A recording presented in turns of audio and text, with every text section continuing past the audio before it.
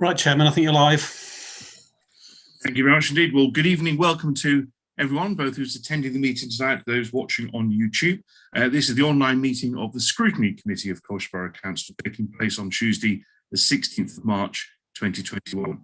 I'm Councillor Kevin Bentley, and I'm the Councillor for Marks Tay and Layer Ward, and I'm the chair of this panel this evening.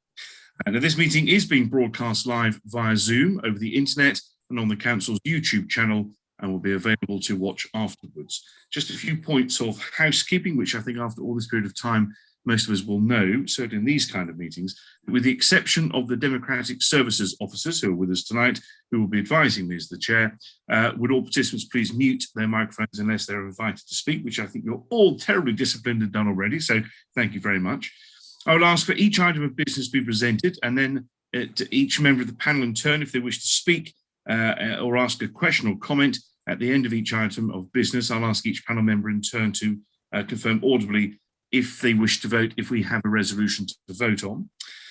We may have a break at 7:30 p.m. subject to the progress of the meeting. And at this point, just to alert everyone, I have a rather urgent matter I need to deal with. I will need to leave at 5 to 7, and in that case, Councillor Lewis Barber will assume the chair of this meeting.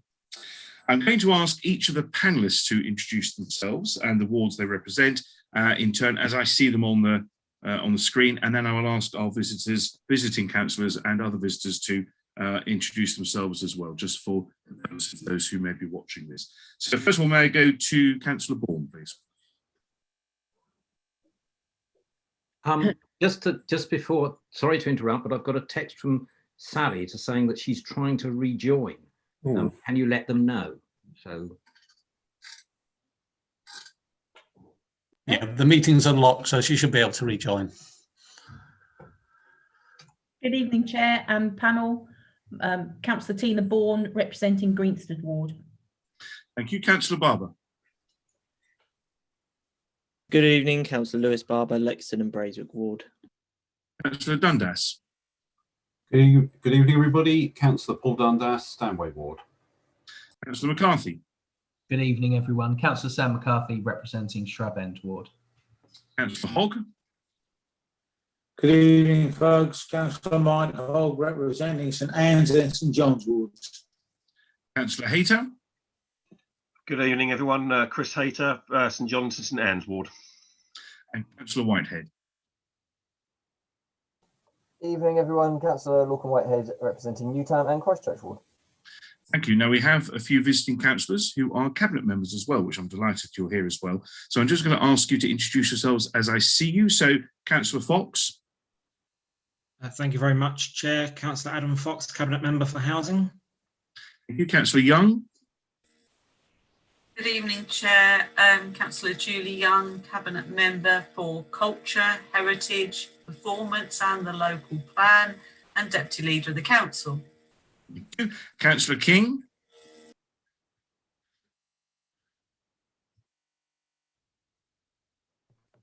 Apologies, Chair. Taken for granted I wasn't here. David King, cabinet member for business and resources. Thank you. Thank you. I will just go to our Democratic Service officers. So Mr. Clifford. Richard Clifford, Democratic Services Officer. Thank you, Mr. Howell. And Owen Howell, Democratic Services Officer. Visiting officers, Mr. Block. Yeah, I'm Richard Block, Assistant Director for Corporate and Improvement Services, and I provide senior management team support to the Scrutiny Panel. Thank you. And Lucy Bredman. Good evening, everybody. I'm Lucy Bredman. I'm the Assistant Director for Communities at the Council. Thank you. Jeff Beals. Good evening, Jeff Beals, Client Services Manager for CBC. I think that's all the CBC folk. Let's now go to our very well. Have I missed someone, Mr. Howell? Sorry, just an update. Councillor Harris won't be joining us after all this evening. Thank you for that. That's very useful. Right, let's go to our visitors. It's great to see you all here. I'm going to go to the organisations as I see you. And if I ask the first person to introduce themselves and ask them to introduce their team, that would be great. So, Steve Mannix. I'm Steve Mannix, Executive Director and Co-Chief Executive at the Mercury. I'll pass over to Tracy. Hello, Tracy Childs. I'm the executive producer at the Mercury Theatre and the Joint Chief Executive, and I'll hand over to Ryan. Good evening, my name is Ryan McBride and I'm the Creative Director at the Mercury Theatre. Excellent, thank you. It's like the Eurovision Song Contest, isn't it? Let's go to the Anthony Roberts jury now. 6 points for, no. Anthony Roberts, Director of Colchester Arts Centre. I'm handing it over to Nigel. Nigel Hildreth, and I'm chair of the board of the Arts Centre. Thank you very much. Let's go to Sally. I think I saw Sally. Yes, there she is. Sally, hello. I'm back.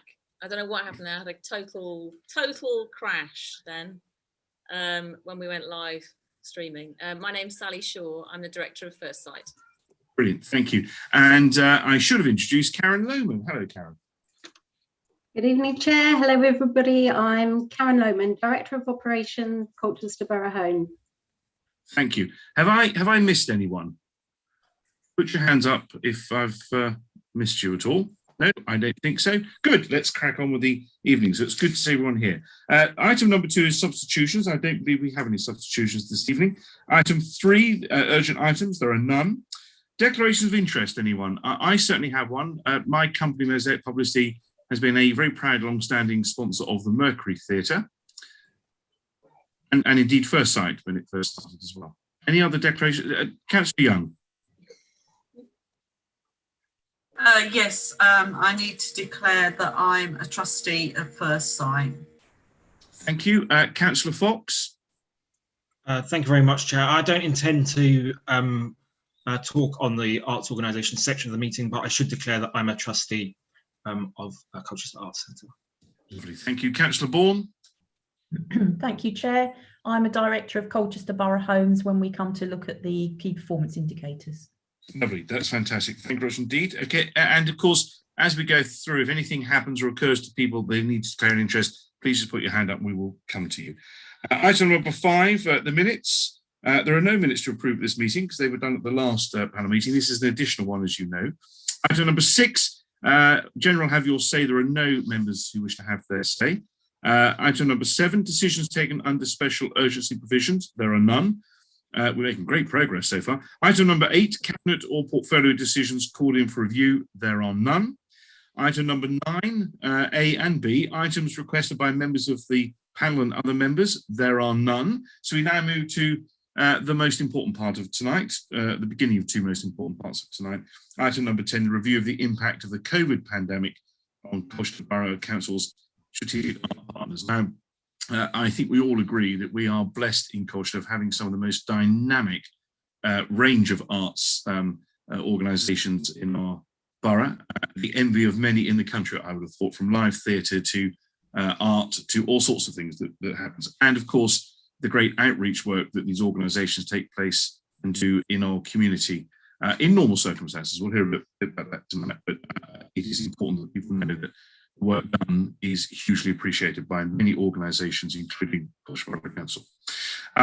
We have, I think Lucy Bredman is going to present a report, and then we're going to each of the organisations. This is about, so usually in scrutiny, we're talking about money and how you spend things and all of that. And I'm sure that will come up, but this is more about how you have coped thus far, and maybe your plans as we all hope and pray we come towards coming out of lockdown and we can get back to some sort of normal life. So Lucy, may I hand to you if that's okay, please? Yes, I certainly haven't planned a long introduction. Hopefully you've had a chance to have a good look at the report. Lucy, can I just hold you a second? I've got, yes. I'm sorry, I think I heard a voice as well, but Julie? Sorry, yeah, voice in the wilderness, Chair. I just thought I won't delay the meeting too long because I know you want to hear from the arts providers, but I just wanted to say a few words if that was okay. Oh no, fine, okay, yes, of course you can. Yes. Obviously, Lucy will set out, how the partnership agreement works. We investors of Borough Council significant sums of money in our cultural organisations in the town, and we are proud to do so because we value culture in our town. And we know what an important part that's going to be in our recovery going forward. So, you know, I'd like to say how proud I am of the partnership we have with our NPO organisations. I think there's a piece that is in Steve's report that talks about how the arts organisations are working in unison together to focus on the cultural offer that Colchester has. And I just wanted to flag up, Chair, that you know, we've taken another step forward in terms of our investment in culture in Colchester by last week appointing an organisation to take us forward with a new cultural strategy.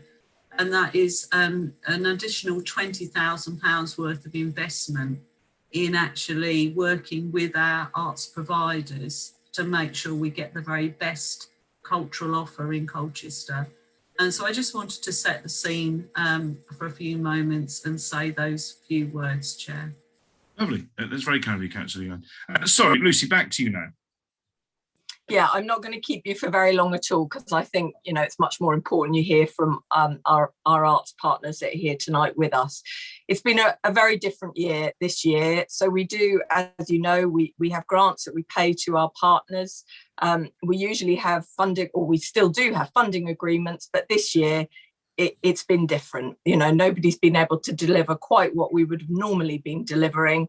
And what I would like to say is that we got the money out as quickly as we can, as we could, to our partners. So normally, again, we'd have points throughout the year where we'd make payments, but we got the money to them as fast as we could. And I think collectively, with our partners and across the council, we've all been working really closely together this year to do whatever we needed to do, both to support each other and to support our communities. So I think with that, I'll just hand over to the organisations themselves, which I'm assuming you'll take in order. Well, I think we just pre-arranged the order on the presentation so we can have them ready. But thank you, Lucy, that's very kind. And we're going to go to Steve Mannix and the Mercury team first.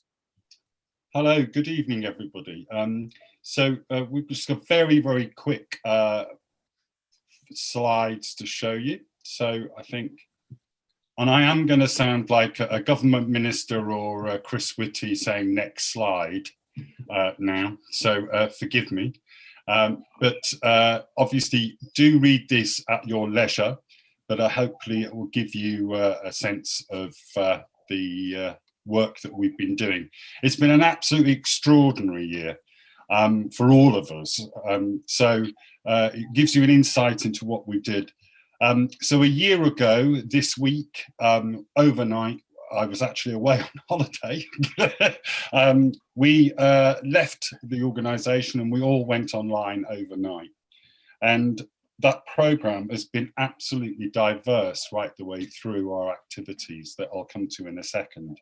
But importantly, we originally set up a support fund for freelancers, for a hardship fund for our casual, the staff, any freelancers who'd worked with us over the last 2 years.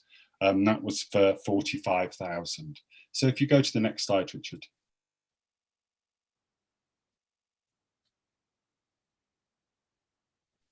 Are we all right on the technology? Oh, that's backwards, yeah. Next one.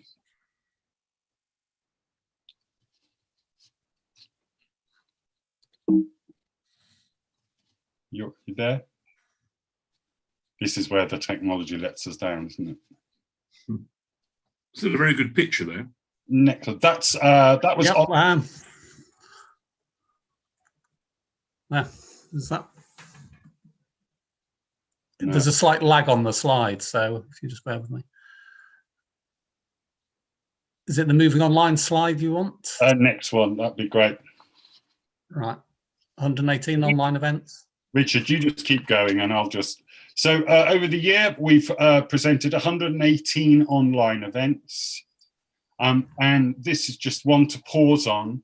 The screening of our Panto reached 419,000 people.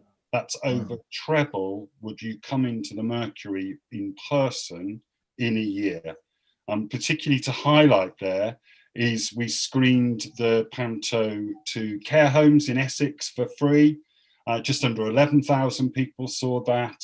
And to schools alone, it was 336 young people saw that panto, and particularly for those schools who are in low income or deprived areas, because they could see that for just £25. Next slide. We presented our Pieces of String, which is our previous musical. 7,200 people saw that, and we're just in the processes of raising money to have new live streaming coming from the Mercury and elsewhere. Next slide, and then the next one. Our creative engagement work, particularly, that has really had an impact. So we ran 214 sessions right the way throughout the year, and particularly here we presented a digital theatre festival with partnership with the Essex University, and we had the first full year of our Mercury Creatives programme, which is supporting local creative businesses, creative entrepreneurs. And 110 businesses were supported, the majority from Colchester and Essex, and that brought in an additional £290,000 into the county and Colchester, and has created 21 new jobs. So that's particularly for us is the first programme that we've been able to launch. That's with our European Regional Development Fund money. And next slide. And we've then gone so further to create a whole programme back in February of LGBT History Month, and then other support for our Essex Theatre Arts Network, and then other support there for local creative businesses. And the next slide. We've been involved with creating the local cultural education partnership in Colchester for working with schools, and again, particularly targeting those schools who don't have a history of engagement of arts and culture. And our Aspire, Share, Create programme is currently working with 19 young disabled people to take them through Arts Award, which is about foundation skills, and also that's a nationally recognised qualification. And this is the very first time that young disabled people locally have been able to engage in that. Next slide. We've had 232 mentions in the press, locally and nationally, and particularly this year, because of COVID, we've been featured on national BBC. We were syndicated across all regional radio stations, across things like LBC and all of those commercial stations. And particularly our usual presentations and work in the Gazette. Next slide. Our Mercury Rising project, which of course now is, I'm afraid, 7 months late due to COVID, but we were able to keep going on site. That was a miracle against miracles. But you'll see, those of you who've been walking past, we're nearly there. We are about to complete on the building on the 20th of April. And from our point of view, one of the mainstays of this is that, yes, the project is now costing us 11.3 million, but we've invested 10 million locally in local companies. So throughout the pandemic, we're able to keep going on site, as I've mentioned. And we've been able to bring £9.7 million worth of new funding into the borough and into the county that would not have arrived otherwise. And we're absolutely grateful. We've been supported by local residents and businesses of over £600,000 in local donations. Next slide, and the one after. We were really grateful to keep going during this year. Would not have been possible without the government's Cultural Recovery Fund. We were lucky to get £864,000 from that fund for the capital programme. The support of the town deal for the external works that you'll see emerging over the next couple of months from that fund. And also then several key foundations for us, the Garfield Weston Foundation, the Wolfson Foundation, and particularly then being recognised from the Theatres Trust for support to reopen. And from our point of view, each of our key stakeholders have stepped in. Now, I will say at this point, Essex County Council have not stepped in to support us with those additional COVID costs, which I have to say is a disappointment. And I think we in Colchester need to be absolutely proud of what we're doing. And we see ourselves and all of our other partner organisations as part of the success. I think we are being let down by county at the moment, and I'm happy to take any further questions on that. Next slide. Additional activities that we've been involved with, as Councillor Young has just said, we've been involved in the cultural strategy development. Our work around with the Colchester Business Improvement District. So if you saw our elves in the town centre looking after health and safety during COVID, you might have seen that. And you may have seen our fantastic Disney-style castle in the middle of Culver Square, built by our workshop team and local freelance artists. And then we've been involved with Haven Gateway Partnership around programmes around animating the town centre and looking at other strategic initiatives around with Visit Essex, around the local visitor economy and staycations and how culture and heritage will interact with that. Next slide, thanks. And then the additional COVID support that we as an organisation has offered. So we've been very key in the One Colchester board, and we were involved in seconding staff to CBC to work on emergency marketing and comms during the first lockdown, offering paid time off for staff to volunteer for the food bank. Our wardrobe department have made scrubs for the hospital, and we offered free space at the Abbey Field Centre for local schools to host socially distanced lessons, and even the local mosque for prayers and any local associations that needed to meet in a socially distant way. So there's a few more slides, but I will leave it there and hand it over to Ryan and Tracy, can take any questions that members may have. But hopefully that gives you an idea of the year just gone by. Thank you. Thank you very much indeed, Steve. We're going to go to, I think, all the organisations do questions in the round. Apologies. Sorry.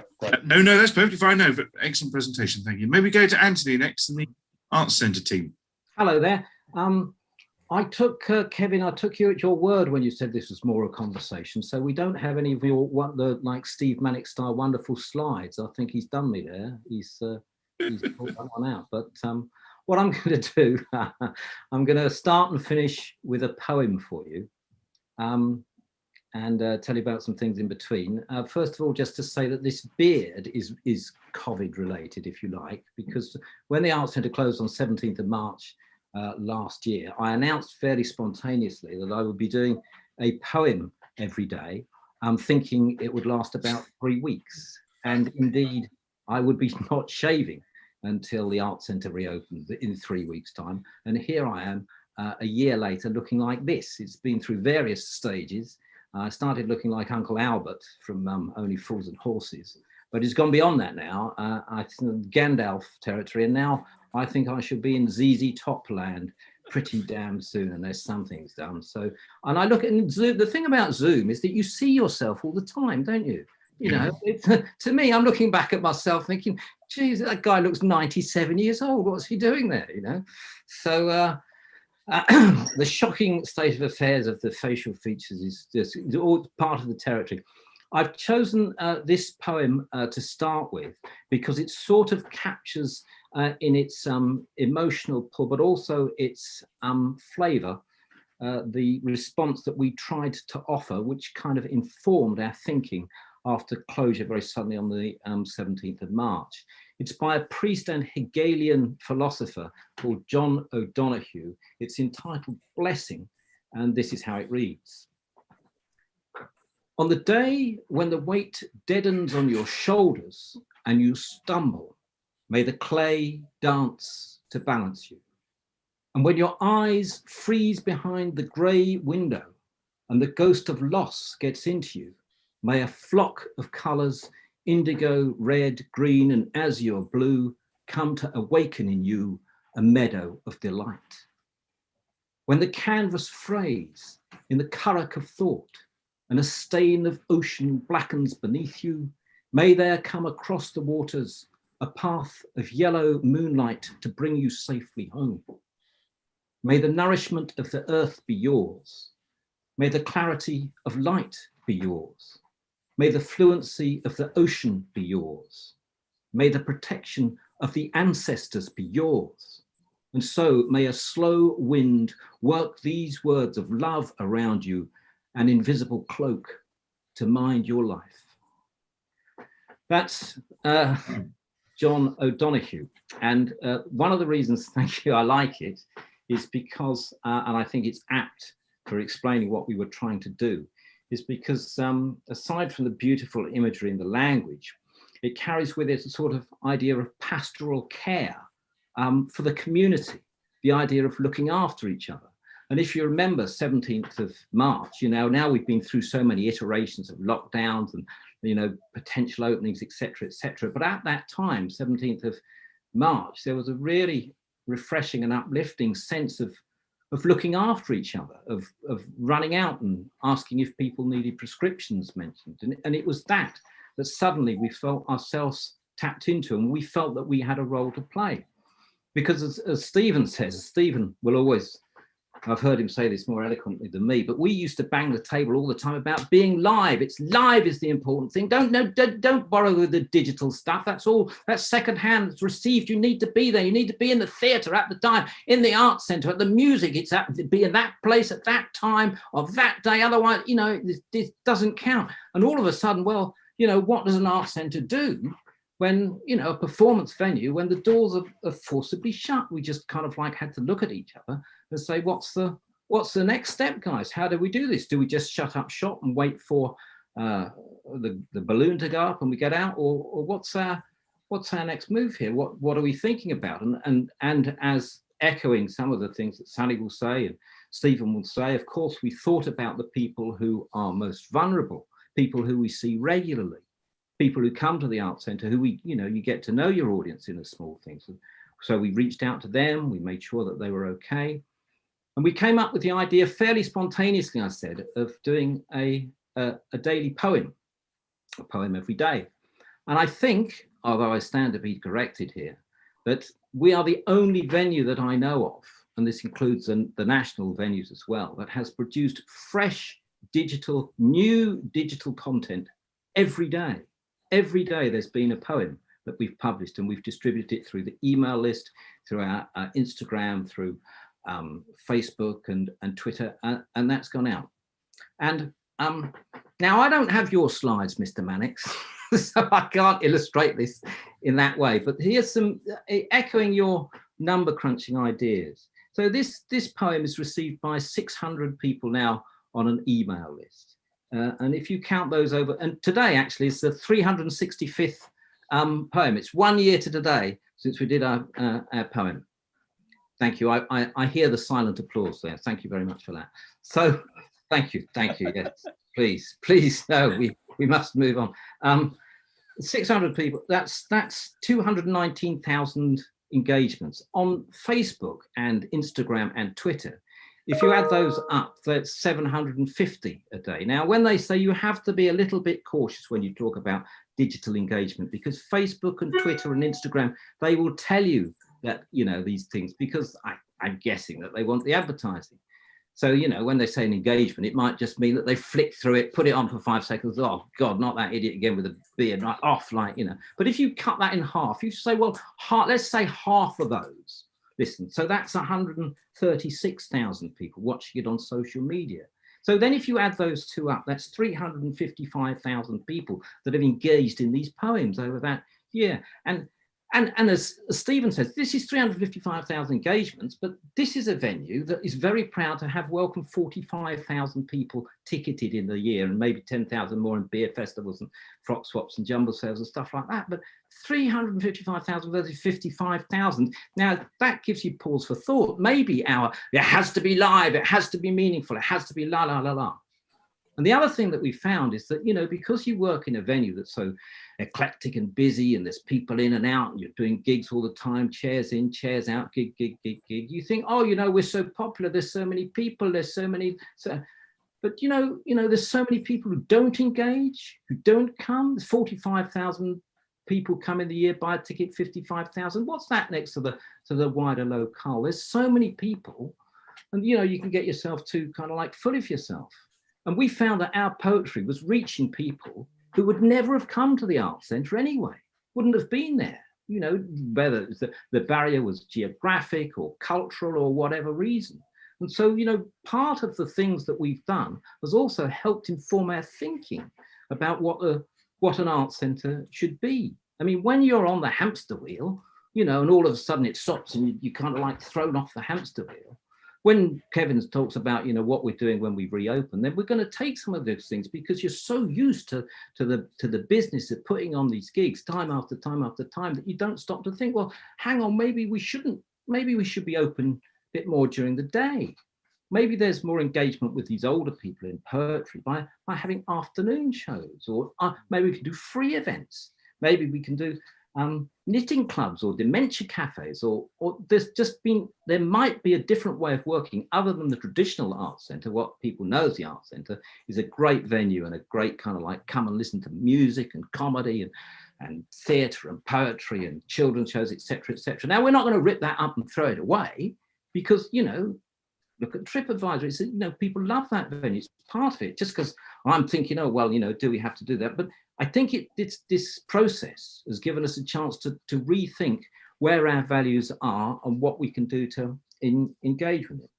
So the poetry and that project itself, that's got us onto, we went to, in the early days, we went to care homes, a bit like, I think Ryan's choir has been to care homes, and I did a gig in the West Stockwell Street, you know, around the corner from the solicitors in the garden there, shouting up there. I went to West Bergholt and did a gig in the back garden to a family who never spoke to me, actually. I think their granddad invited me, but I went there and did it, and they kind of like waved and that waved. I never heard of them again. I hope they enjoyed it as well, but it was a kind of like peculiar thing. But what we found was that, as I was sort of saying, is that these poems, in the way, they weren't just performances, but they were ways to open up conversations with people, because the chatter and the dialogue that we've had with people because of these things, particularly in this time of sort of like community vulnerability, they became very powerful.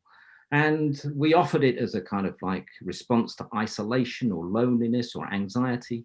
And we found that the people who we were doing these to, that I was rigging up on invitation, it wasn't that they'd called and said, can I have a poem? But it was usually their family or their friend who said, can you give, you know, John a ring? He likes William Wordsworth. So you'd read the poem, but then they just wanted to talk, which was fine. You know, they'd tell you that they learned the poem at school and all this kind of stuff.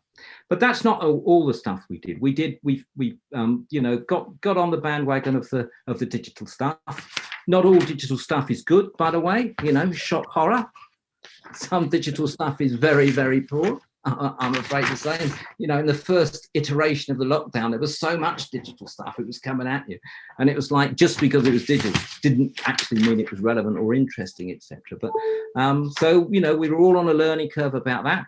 We sponsored something called the Corona Vision Song Contest, which was a commission by Richard de Dominici, featuring about 30 new commissions in itself of different artists. We've put on digital versions of the various comedians. Mark Thomas done 5 shows by him, commissioned to films from Force Entertainments. We had a poetry workshop from John Hegley, which was a nice participation thing. And I did my world famous Christmas carol show from my own front room. And when you're performing into the camera, one of the things that's very unnerving is that you can see the number of people that are watching you. So I'm very pleased to say there was 315 people started watching this show when it was on. It was very Heath Robinson, our attempt at doing this. It was just, you know, we tried it with Zoom and something like that. Actually, it was interrupted by my mother-in-law calling during one of the shows, actually. But the other thing is that you can see the numbers go down, because when you leave a theatre, it's digitally, it's very easy to leave without any kind of like, you have to get up, walk through the aisle and disturb people. And you have to have kind of like, be a bit kind of like ballsy to get up and leave during the theatre. Not so if it's digital, you just kind of like switch the switch and you're off. And so while I'm trying to do Christmas Carol, I'm thinking the numbers go down from 315 to 254 or whatever they ended up with as well. But anyway, it's all a bit of a learning curve. And I think we need to take those learning things and move on with them. We did a commercial hire to John Cooper Clarke, who did his poetry thing. Interestingly, again, 1,740 people watched that show at £15 a ticket. They had a paywall up there, which would comfortably outstrip at least 3 gigs that he would have had to do had he been going around the country. We also did some building work and made the building, hopefully, it is a minnow next to the £11 million next door, but it's still £800,000 worth of work to the Arts Centre. I'm going to hand over to Nigel to tell you about that, and then I'm going to come back from a poem, and then I'm going to hand over to Sally. Thank you, Anthony. Very briefly then, I took my life in my hands and climbed up to the top of the roof to look at the various building work going on. I'd never been up to the rafters before. And what we've had is a complete cleaning, painting, rejuvenation. But of course, we've also managed to completely redo the toilet facilities and install a whole load of artwork on the walls. I've yet to go in there and really appreciate it again. I've been in once or twice under sort of special circumstances to look around, but I'm looking forward to the fact we can open up with a fantastic new facilities, which of course is fully disabled, accessible, etc., etc. It really is going to be something special. Anthony. Brilliant. Okay, so I'm just going to finish with this poem.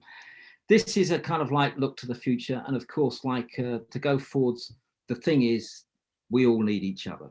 You can't do these things on their own. We need each other in this little Zoom, and we need the people of Colchester. Everyone needs each other. That's the way the world works. So this poem is called People Will Always Need People. But I can't do a poem like that on my own, so I'm introducing my partner for the poetry project, Mr. Reggie Roberts. Hi. Hello. Hi. People Will Always Need People by Benjamin Zephaniah. This is how it reads. People need people to walk to talk to cry and rely on. People will always need people to love and to miss, to hug and to kiss. It's useful to have other people to whom to moan if you're all alone. It's so hard to share when no one is there. There's not much to do when there's no one but you. People will always need people. To please, to tease, to put you at ease. People will always need people. To make life appealing and give life some meaning, it's useful to have other people. If you need a change, to whom will you turn? If you need a lesson, from who will you learn? If you need to play, you'll know why I say, people will always need people. As girlfriends, as boyfriends, from Bombay to Ostend, people will always need people. To have friendly fights with and share tasty bites with. It's useful to have other people. People live in families, gangs, posses and packs. It seems we need company before we relax. So stop making enemies. And let's face the facts. People will always need people. Yes, people will always need people. Thank you. No, well done. Well done. Excellent. Thank you very much indeed, both of you. That's very, very kind. And thank you, Nigel, as well. Right, we're going to go on to Sally. Sally, if we hit just after 5 to 7 and I need to go, I'll leave quietly so I don't disturb you, and Lewis will take over. But I want to hear as much of this as possible. Sally, over to you. Thank you. Hi, everyone. I've got some slides. Here they come. Richard Clifford has started sharing. Okay, so on to the first slide after the pink one, please, Richard. So very similar to Ant and Steve, the last 12 months has been a story of creative agility, to say the least. I have a favourite expression which has done us all right at first sight over the last 12 months. It's from Arthur Ashe, who was the 1970s tennis player, the first black tennis player to win the American Open. And he said, start where you are, use what you have and do what you can. And this came to mind as soon as we shut the doors to First Sight, after I'd got over being extremely cross, having kept our doors open for 4 years, not without, you know, the odd hurdle. To have to actually shut them was a shock beyond belief. But I thought, okay, well, what do I have and what can I do and where am I? And actually at the time I was just at home and I had my laptop and that was it. Can you just put the next slide on, please, Richard? I wonder if this has got the right slide in it. So what I thought of doing was something that actually I was this. So when I was about 8, my mum was an art teacher and she taught art for her entire life, and she's the reason why I do art and did art myself for a long time. When I was 8, she gave me this book, which is the Big Book of Things to Do. And she gave me this book at the beginning of the summer holidays and kind of just pushed me to one side with the book, and off I went and got stuck in. And I thought, this is what we need. We need the Big Book of Things to Do. How can I make the best ever Big Book of Things to Do by all the best artists in the country today? So I set about doing that pretty quickly. Can you put the next slide on, please? So what I did was to phone up all the artists that we've worked with at First Sight and that I've worked with over the last 20 odd years and just said, can you help? Normally our question to our communities and our friends is, how can we help you? This time I was asking people to help us. So the first person I actually phoned was Anthony Gormley. I was terrified. We just shut his show. Thankfully we were able to, the whole of the field for the British Isles. We shut it about 2 weeks before lockdown, close shave. And I phoned up Anthony. I said, Anthony, can you just make me a little activity that we can shove into a PDF? It just needs to be an A4 sheet that you can print on a computer at home, black and white, really easy peasy. Can you kind of draw it yourself? And it needs to be something that people can just do at home and make an artwork at home themselves. And he was like, yep, consider it done. And literally within half an hour of that phone call, he'd sent me his artwork. And I thought, oh my God, this might actually work. So I then phoned up a whole bunch more people. And if you can just go through the next few slides, I'll tell you the artists, some of the artists that went into the first Art is Where the Home Is activity pack that we produced. So just on the first slide, you have Harold Offay and Mark Bollinger. On this slide, you've got Grayson Perry and Lucy Gunning on the right-hand side. And then on the next slide, I've just got a few examples in here.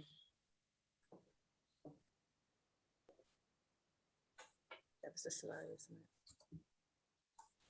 it? This is Susan Poisson-Locke, who's actually now on our board. So I asked, for the first activity pack, I asked about 20 artists, and this was in the first week of lockdown. By the end of that first week, we had the first activity pack designed, and it was ready to go. And by this point, the press were just stuck for things to talk about. And I got called by an awful lot of people. Oh my goodness, my Zoom's doing something really strange, by the way, it keeps skipping out. And we ended up on front row before we'd even announced the first pack.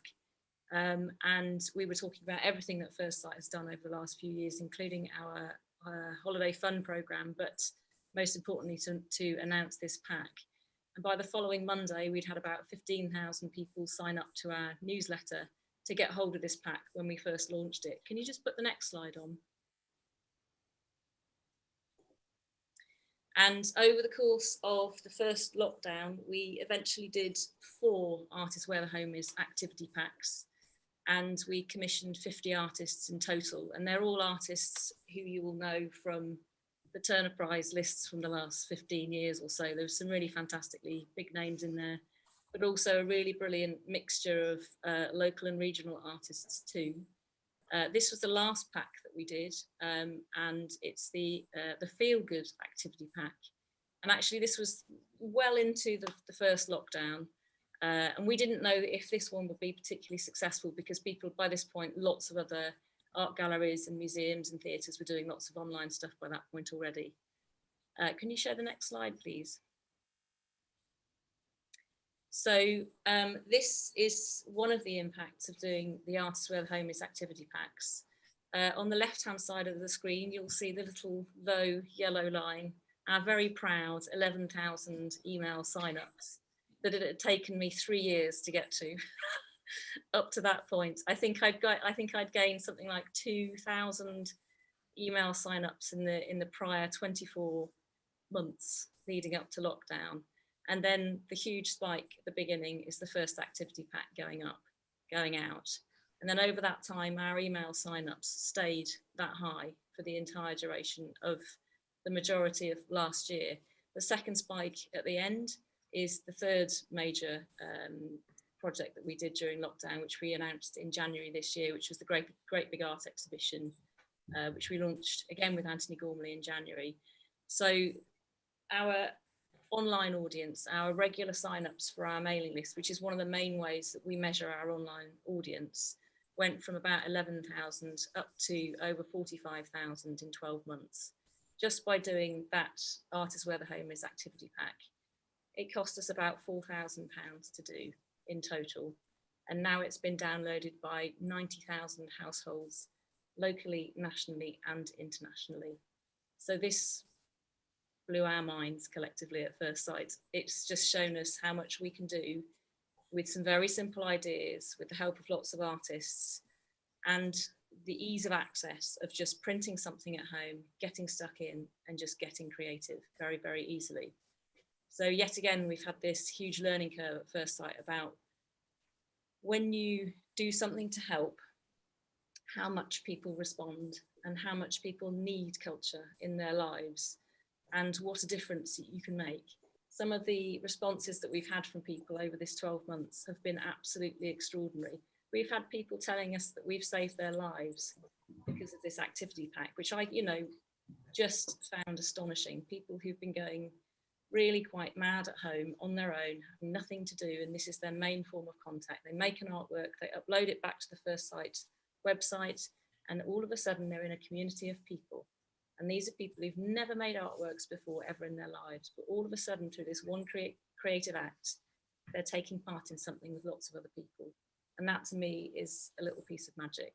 So can you just put the next slide on? So this is the peaks and troughs over the year of all the 4 activity packs. The bottom line is the last pack, the little feel good pack that we did that I thought wouldn't do very well at all.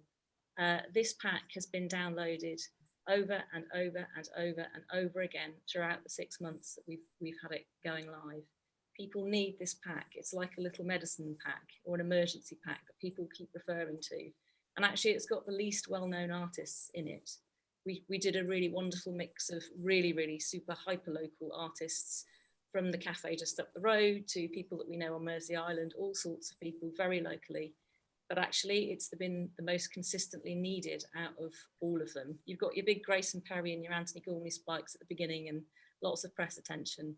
But actually the one that people needed over and over again was the one about feeling good. And it's all designed around the 5 ways to well-being. Okay, so that's the Artists Where the Home Is activity packs. Next slide, please. The other thing I should say about that, just very quickly, 2 more numbers. Over the 12 months, that one pack has generated 1,500 pieces of print press coverage for First Sight, which mentions Colchester every single time and mentions Essex every single time, just from that one single activity pack. And also we know that when we reopened our doors after the first lockdown, we had at least 15 to 20% brand new visitors to First Sight because of that activity pack. So it's gone really full circle. It's not just about online. It's led to far more people coming through the front doors at the end of the day. The other project that has been critical to First Sight for the last 5 years, we've been running this for 5 years now, is the Holiday Fund programme. So for those of you who don't know it, Holiday Fund is it's essentially a club that we run during school holidays. We provide 3 things: free sporting activities, a free meal that's cooked on site, a hot meal that's cooked on site, and free art activities that you can just do all day long. And you can bring your entire family along and you can sit there for the whole day and it costs you nothing.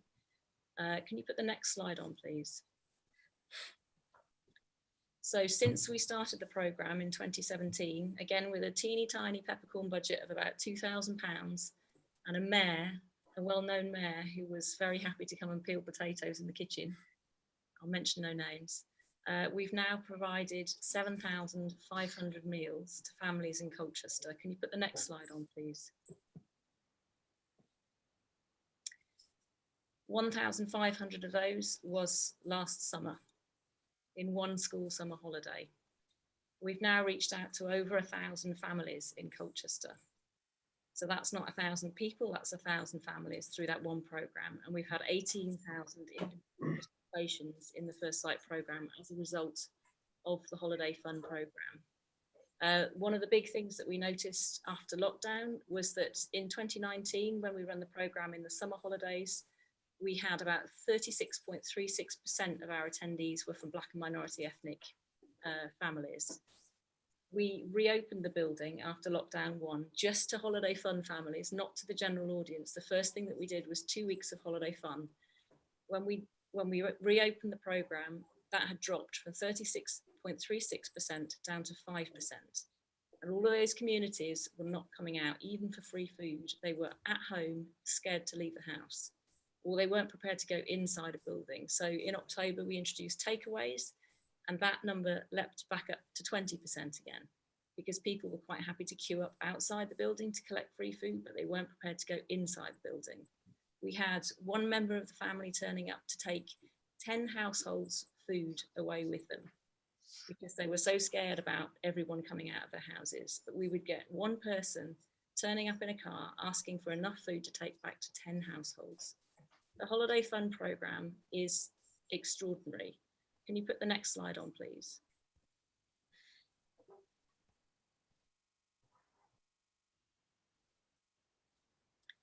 We've been invited by Tate Modern to run the Holiday Fund programme in the Turbine Hall at Tate Modern. So the plan is to fill the entire Turbine Hall next summer with a school canteen set up and feed families in London. Can you put the next slide on, please?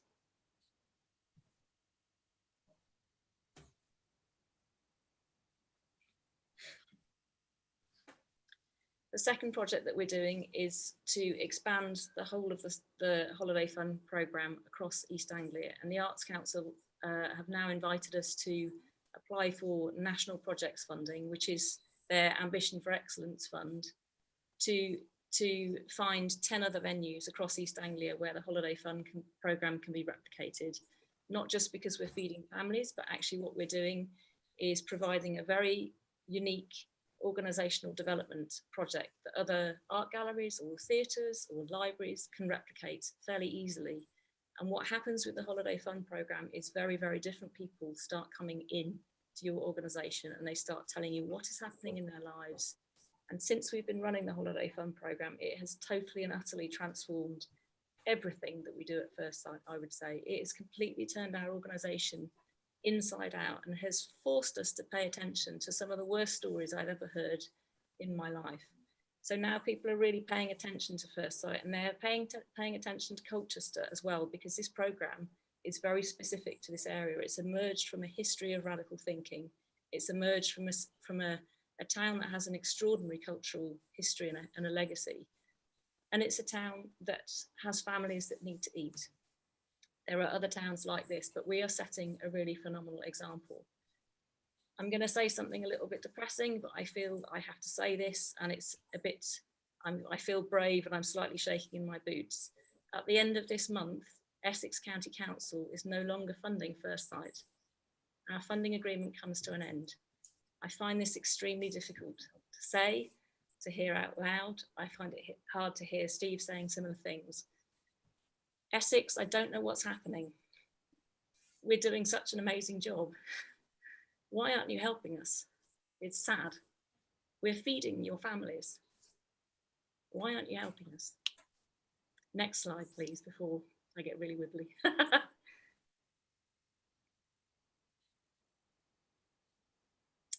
The lettuce chicken. I'd forgotten that was next. I knew I might need cheering up at that point. Okay, can you put the next slide on? There's an explanation. This is not one of the meals that we provide in the holiday fund. Okay, so in January, as a result of the activity packs, we were invited to do a big project. I'm not really allowed to say who invited me. It's a bit of a funny story. But we were invited to do this thing called the Great Big Art Exhibition. And again, we launched it with Anthony Gormley. And the idea with the Great Big Art Exhibition, it's still running now, is similar with the activity packs, is to get everybody creative at home, give people something to do. And what you do is you just make an artwork at home, you stick it in the window, you take a picture and you upload it to the Great Big Art Exhibition website, which is the First Sight website. Can you put the next slide on, please? It's a dangerous thing. When you ask the British public to make artworks, what you get is lettuce chickens. What can I say? This is what people do with their time. But what we did was we actually, this time around, we partnered with all of the big national galleries to contribute artworks to go into the pack to inspire the nation to make artworks. So we made a partnership with the National Gallery, National Portrait Gallery, the V&A, the Ashmolean, the Courtauld, National Gallery Scotland, and about 15 other major national galleries to donate artworks effectively into the book, into the pack, and 10 major artists as well, led by Anthony Gormley. That pack's been downloaded by about 25,000 households. We've got about 6,000 artworks on the website now. We were on the One Show, we're going on Blue Peter. It's just taken First Sight into a whole other level of working just from that activity pack in the first instance. Next slide, please.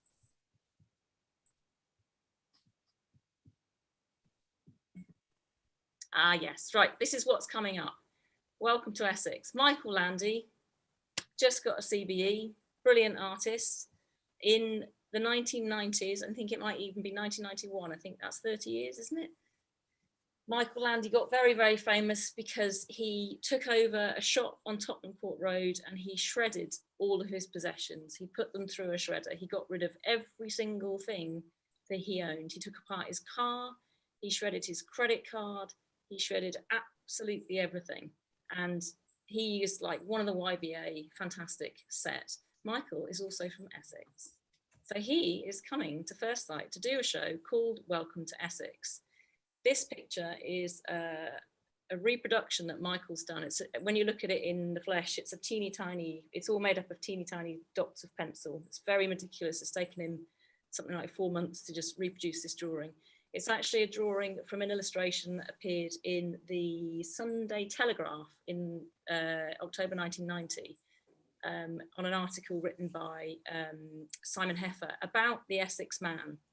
So Welcome to Essex will be an exhibition all about the recent history of the identity of Essex and how that's come about. The political backstory, Thatcher living in Colchester, etc., the rise of the Essex man, the white van man, aspirational man, the Essex girl, where has that come from? And what Michael is doing is looking at all the cultural references that create that image over the last 30 to 40 years. And what does it mean? Where has it come from? What is it built on?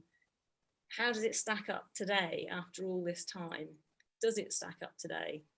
So he's actually producing an archive of all that material that you can go and look at First Sight. That's one element of the show. The other element of the show is he's doing a series of walks in the landscape all across Essex. And he's doing that with all sorts of people, including Bernard Jenkins, including Priti Patel, including the famous food writer whose name now escapes my mind, but is not Jamie Oliver. It's a woman, I can't remember, somebody will remember it in a minute. But it's a really wonderful collection of Essex people who he is having conversations with about Essex as they go on these walks. And then the walks are being reproduced on our wall and he's produced a whole series of films of those walks and the conversations. So it's a really beautiful show. This is going to be the first of a big series of major shows that we're doing over the course of this year, because it is our 10th anniversary of the building this year. So next slide, please. Michael's show is opening at the end of June. This show will be open when we reopen the building on May the 17th. This is it being installed, it's not the final show. This exhibition is called Art for Life, and it's one in a series of exhibitions that we've been doing with the Arts Council's National Collection, which we've been using for the last 2 years. We won an award to work with the Arts Council's National Collection along with 2 other galleries, one in Sunderland and one in Newlyn. And we worked with that collection of 8,000 artworks. The reason why we won that award 2 years ago was because we said we would co-author every single exhibition in that programme with a community. So we've done about 6 exhibitions now. This one, we were asked to do by the NHS locally. Pam Green phoned me up and said, Sally, I want you to do something in response to the pandemic. I want you to work with my staff. And I said, okay, Pam, because that's what you say when Pam phones you up. And what we've done is we put an open call out to staff across the 2 hospitals, Ipswich and Colchester, and we asked people to share their experiences if they wanted to. We had about 30 responses from some very timid, very concerned people, because obviously they were talking about very, very difficult things. We had about 30 responses, and what we've done is over the last 6 months, we've put those people with trained counsellors and with artists, and they've held conversations for 6 months about their experience of working on the front line in the NHS, but also as human beings and people who've experienced this hideousness just in their families, in their lives as well, but particularly because they're working for the NHS. And what we've made is an exhibition that's about those responses. The artists that they've been working with have all had COVID or have all got a direct experience of COVID. One of the artists, Everton Wright, who's from Ipswich, I think, he's displaying a photograph of him holding his mother's hand. And it's the last photograph that he took of her before she died in hospital, not from COVID, but as a result of COVID, she was in hospital and he couldn't really see her. He got to see her once before she died. And he's also showing the recording of the phone call from the doctor who phoned him to tell him that she'd passed away. So there's a huge range of artistic responses to COVID within this exhibition. We've got another artist, Hayley Newman, who has had COVID and has painted an artistic impression of her lungs every day for the entire time that she's had COVID. It's quite weird, but it's a big range of responses. And then the NHS participants have selected artworks from the Arts Council's collection that refer to their own experiences. We're showing films that interview those participants and the artists and the councillors. And we are also looking at putting councillors in the show to staff the show, so that when people come in and see it, we think it might be quite upsetting for people. Some of the work is very, very hard to look at because it's dealing with some very real and very recent things. So we're also staffing the exhibition with councillors who are there to formally have conversations with people to also continue the process of sharing their experiences of COVID. We think the exhibition will be therapeutic, cathartic, probably problematic, I imagine, but it's a place where people can come and think and come and consider and reflect on their own experiences. And this is what we as cultural spaces do brilliantly. We provide a place and a moment for people to reflect on real life and what is happening and how you feel about it. And that's why these spaces are really, really critical, because you don't think like you think in an art gallery anywhere else. It's not like going to school. It's not like going to the doctors. You think a different way. And I think we take that for granted. And I think the thing that we've all learned over the last 12 months is that you shouldn't take culture for granted, because it's the one thing that can create an escape route for you wherever you are and with whatever materials you may or may not have at hand. It is the thing that will show you the light at the end of the tunnel, and we need to invest in that. And if we don't, we'll be switching off the light. That's the end of my presentation.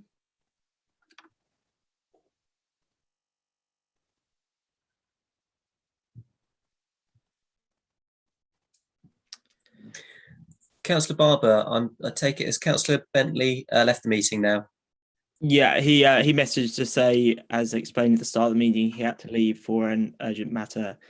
this evening, and he just wanted me to pass on his thanks to everyone for attending this evening, and that he was sorry he had to leave the meeting early. But yeah, so shall I carry on, Owen? Are you okay for me to?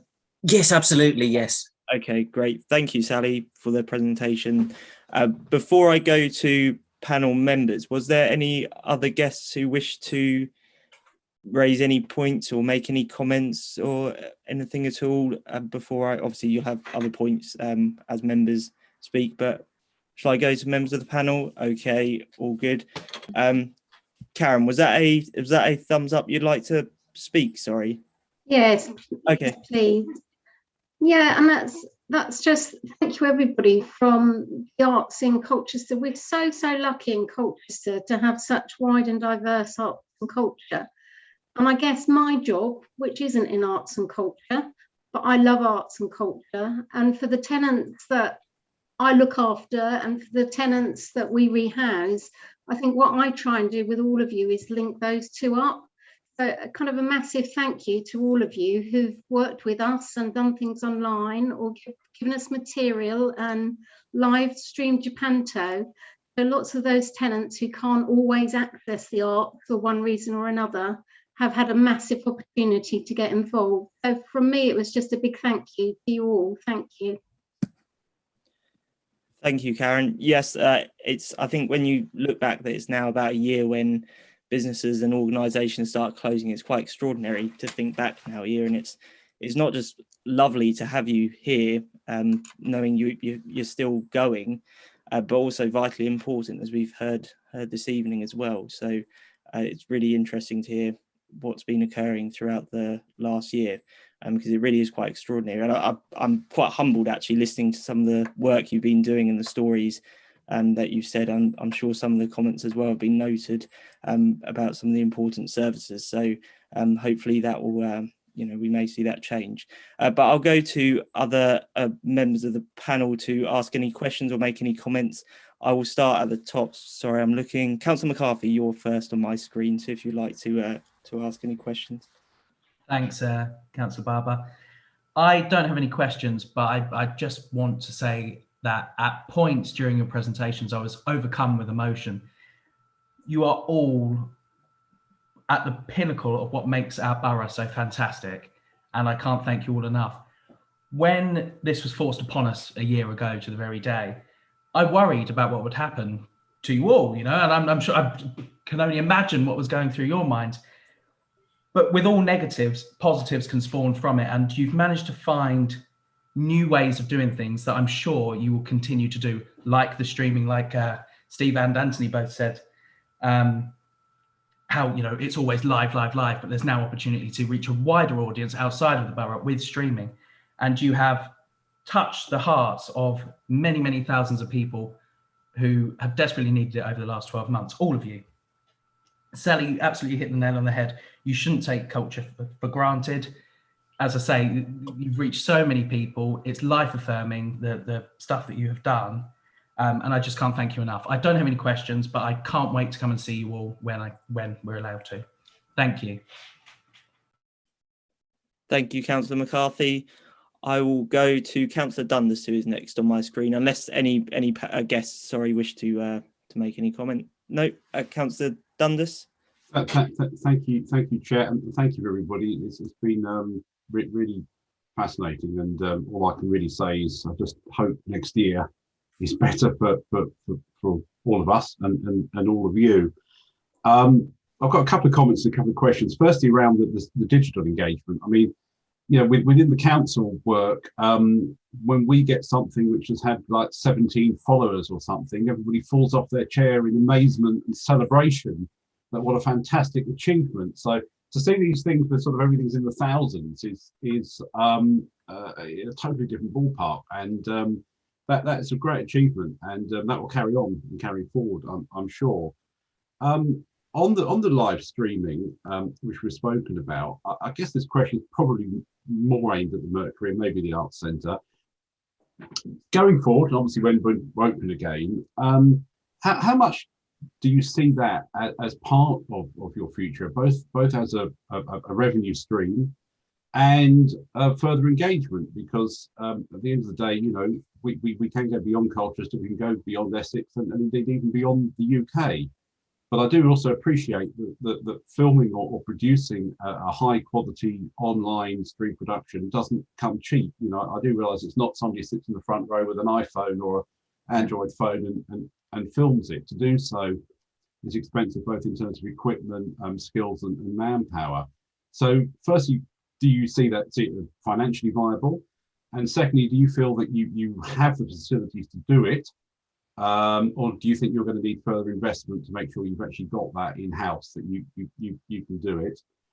My other question was, I always hate to bring money up at the time like this, the Mercury Rising project. Obviously, we realise there's been a cost overrun. We all know the primary reasons for that. I mean, it's not the only contract which has gone over budget this year.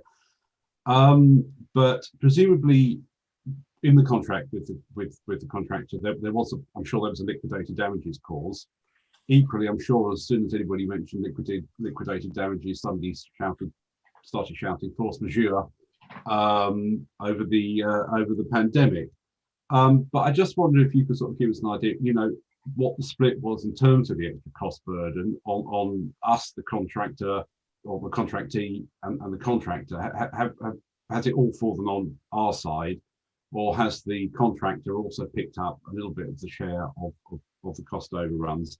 And really, whether looking at that, you know, when we look to future investment, which I very much hope there will be, whether there are any lessons to be learned from that in how we draw it up in future. Thanks. Thank you, Councillor Dundas. Steve, did you want to answer the specific question on the Mercury? I'll do the Mercury Rising, and then I'll hand over to Tracy to respond on the programming, because, you know, I do tickets and toilets at the moment, and bricks. Just in response, as you've alluded to, there's no legal precedent to COVID. The nearest is case law around the Spanish flu. So in the construction world, it is force majeure and best endeavours. Our contractor stayed on site, not like other projects. Now, don't forget, we are one of only 5 live major capital projects in the whole of the UK to open this year. So the profile, all of the other sites closed, our teams kept working down to 25% capacity because you weren't allowed 2 trades on site at the same time. There had to be cleaning, etc., etc. So people were keeping going. And so we've entered into negotiations. There is cost overruns, but they are just slightly over, because the lion's share of the funding to mitigate that came from the government and the Arts Council, and that wasn't coming from the borough. As I alluded to earlier, we'd approached the county council for support with this, for the cost overruns. Every other stakeholder came in support. County hasn't, whilst we are benefiting the county. I'm happy to take other questions about that. However, what we are able to do is to finish on time and on budget, even though we are meeting all of our obligations. There were further complications because as the project has been developed, there were additional building control conditions because of the Grenville fire.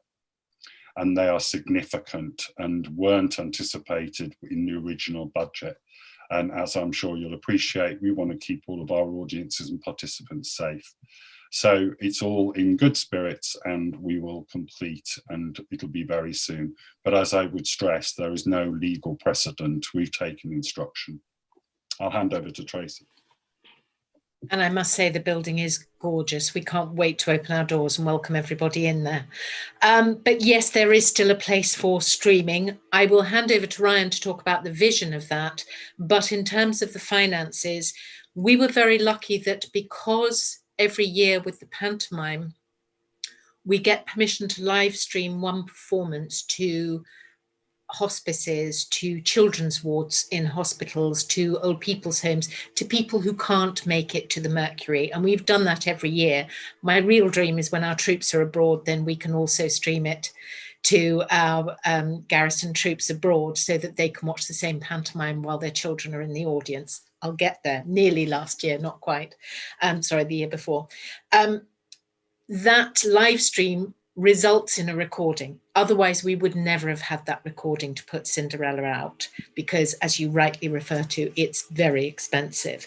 Our audience development on that was fantastic. As Steve said in his slides, you know, that went to 368 schools. That's about 125,000 children at a cost of £25 a school. The households we were able to do it for £5 a ticket per household. Simply because we had the recording and we were in an extraordinary situation. So everyone wanted it to happen. All of the creatives on board, all of the artists that had taken part in it and the designers, and we shared that money with them. So it helped all of those freelancers who had operated spotlights, swept the stage, dressed people backstage, as well as the cast and the designers. But actually going forwards, there is always an issue trying to get permission to do these things. If we're out of lockdown, I'm not sure that will come so easily. Maybe the genie is now out of the bottle and people will let us. I hope so. But secondly, in terms of the equipment, yes, we are really looking at trying to get some good equipment in-house. Steve is working hard on the funding and trying to find places where we can get that sponsored, because that will really make a difference to the kind of quality that we can produce in-house to stream. Whether there is a place for it vision-wise, I'm going to hand over to Ryan to answer. Yes, there is. There is indeed, yeah. We're very keen to kind of move forward with the digital innovation that we've kind of created. Since the pandemic started, like you, we were monitoring how we were doing digitally via our social media input. And then all of a sudden, everything just goes online. And within weeks, I think we'd kind of started setting up things like sing-alongs with West End Stars, bedtime stories with Dale, who's in our pantomime, quiz nights, writing competitions, song contests promoted by Tim Minchin. You name it, we really embraced this medium. And now that we've kind of run with it, we now can reach a whole new audience that we've never reached before, as Anthony was saying. And so we want to kind of sustain that. I found myself talking to a group of amateur dramatics people in Canada when we streamed our Cinderella for the first time. So I was doing a Q&A with them. They were expecting, bless them, Rodgers and Hammerstein's Cinderella and not the panto version of it. So they were quite shocked when they saw Dale and Ash. But just to be reaching that audience, just to be reaching those people was amazing. And so, yes, we will continue to do that. We've got lots of plans. We've got our Mercury Connects, our Mercury how-tos, our Mercury masterclasses. All of these, even though we'll be doing them in the venue, we'll also be streaming them as well to make sure that we can reach those people who have connected with us over the last year, and also those people that just can't get into the venue, so who are isolated or not able to come in for whatever reason. And can I just finally add, it's the town centre high-speed broadband that's going to make this possible. So the infrastructure being there for all of us is absolutely a unique opportunity. Other venues, other towns, other cities don't have that resource, so it really places us in an absolute advantage. Similarly, for other creative businesses coming in, and as you know, in the new building, we'll have 15 new creative businesses. So that's really important.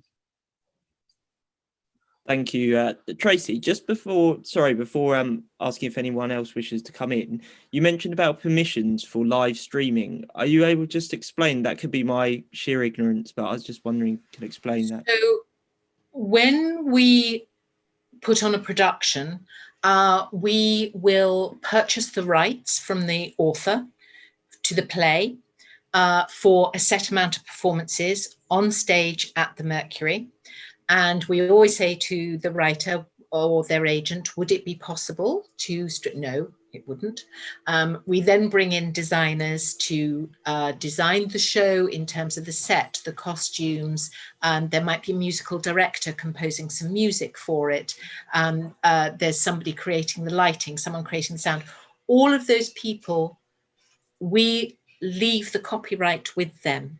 So we purchase a license and their work for the time we're putting the show on at the Mercury only. The moment the curtain falls on the last night, all of that work belongs to the individuals again. It stays with the freelancers. That's the only fair way to do it.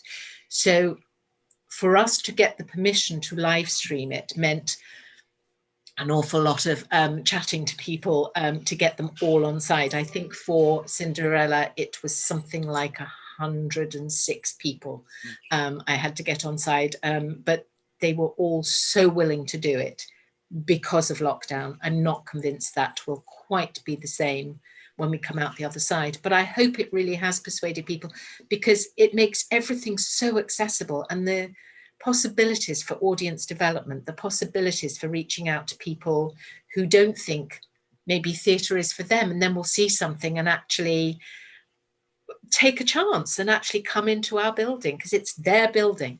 You know, the theatre belongs to Colchester, so we want it to feel really welcome for everyone. And A, doing our 10th season when we were closed for refurbishment, and B, doing the streaming, we've seen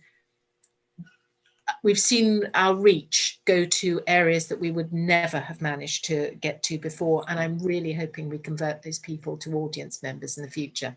And one of the things we're really looking at is keeping ticket pricing accessible, so that we really hope that people will come and use our sofas and our Wi-Fi's and our loos, and then suddenly pick up a flyer and go, yeah, let's go and see a show as well. Did that answer everybody? Yeah, no, brilliant. Thank you very much. Yeah, very, very helpful. And well done with Cinderella. It sounds a mammoth task. So Can I come in, Lewis? Yeah, of course. Yeah, I was going to invite others to speak. So yeah, go ahead.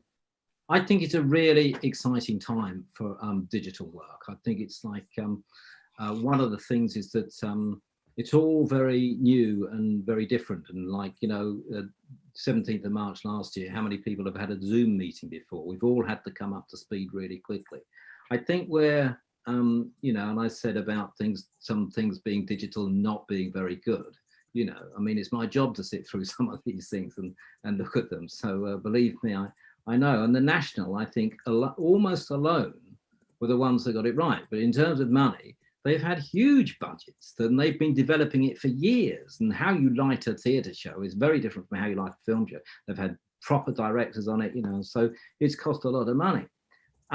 But all these platforms, I think it's like the internet is still at the moment in a very early stage. It's a bit like when the printing press was first out, and you know, people started distributing information, and things took off, blew up in a wholly different way. And we still, because we're in this generation, I think in generations to come, they'll look back and they'll think, you know, we maybe don't see it like that. But all these different, we're making up as we go along. All our three organisations had a really steep learning curve this last year, but it's been a really exciting journey in lots of ways. But all the different platforms are slightly different. And I think that the mistake is if you try and replicate that live experience that I was saying there, saying like, you know, this is what a live experience, rather than making something separate. Instagram is 1 minute. You can only put a 1 minute film on Instagram. Twitter's 2 minutes. Facebook's slightly different. Facebook is a much, much older age group. Reggie, who was here, none of his friends are on Facebook. Forget Facebook, you know, it's just like for people with great long 97-year-old look-alike beards like me.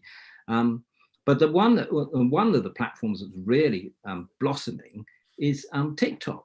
And the editing that some of that you see on that, and also the communities, the LGBTQIA+ community, the peer group support and the excitement, the conversations that are on that platform, I think are really interesting. And you don't really need a lot of those. Sometimes the best work happens when you put strictures around it. You put, you know, clear boundaries, and so you must work within this kind of thing. So I think there's a great, you know, from where we're sitting, I would be thinking about commissioning or inviting artists to run our TikTok platform, to make specific work around the different platforms, thinking about the audiences, rather than try to say this is what it's like to be at a gig, you know, to make something separate that can be distributed out in different ways. And I'm thinking, you know, the care home people, the Alcove project that Karen's been having, where older people suddenly have. My mother-in-law's got a Samsung screen. These are really fantastic opportunities, and I think it's really exciting. It's like the Wild West. It could be really fun. Brilliant, thank you. So I've just been made aware that Sally has to leave shortly. Does anybody have any First Sight specific questions at all before Sally goes? Anybody? Tina, Councillor Bourne, sorry, Councillor Bourne, do you have a question? Thank you, Chair. It's a bit like a therapy session, really, isn't it, tonight? Bear with me, please. I do find, and I've done quite a few scrutiny meetings, whether I've been attending or on the panel, when the arts organisations come, that it's a bit of a love-in. Bear with me on this, please. And it feels a little bit less inclusive than exclusive. So in the past, a bit self-congratulatory, a bit too backslappy, a bit too safely creative. And that has concerned me in the past. But I think listening to all of you tonight, your journey over the last year has mirrored the journey that the rest of the country has gone through. And I think that's really important. And there is no doubt at all that 3 arts organisations have reflected strongly and deeply on that survival, the theme of survival, over the last year. And that's led you to be not safely creative, I feel. I don't have any cultural depth to me at all. But what I'm hearing is a different way of doing things. And I'm hearing no excuses. And as a councillor, I hear lots of excuses from lots of organisations about what they haven't been able to do in the last year. And it is rather refreshing to hear we're thinking of doing things in a different way. So I'd like to thank you for that. That's not backslappy at all, because I don't do love-ins. My concern is I can't ignore the comments about funding. I think it's a shame Councillor Bentley isn't here, but you know, we're not scrutinising Councillor Bentley and Essex County Council, but we have to come up with a recommendation for that. So, and it does sound like a plea, Chair, from the organisations here tonight doing good work, different work, survival work over the last year. Their future is in jeopardy. Because where is this funding coming from? There is no magic money tree that they can have some trickle down funding from. And I'd like to know, probably starting with Sally, as she has to go soon, what conversations have you had and what plans are you making for the future of First Sight? Because when this country reaches a point where families are provided with enough money so that they can be given the dignity to shop and feed their own families from their own budget, you know, you could, what is the legacy that these arts organisations are going to be leaving if they cannot even step in and do that? Ant said you don't need a big budget to make a big impact. Maybe that's Essex County Council's theory. I don't know. So, by cutting your budget. But, you know, I am concerned about your survival. What plans do you have? Where do we go from here? Thank you, Chair. Thank you, Councillor Bourne. Sally, did you want to raise any points from any of the comments that Councillor Bourne made?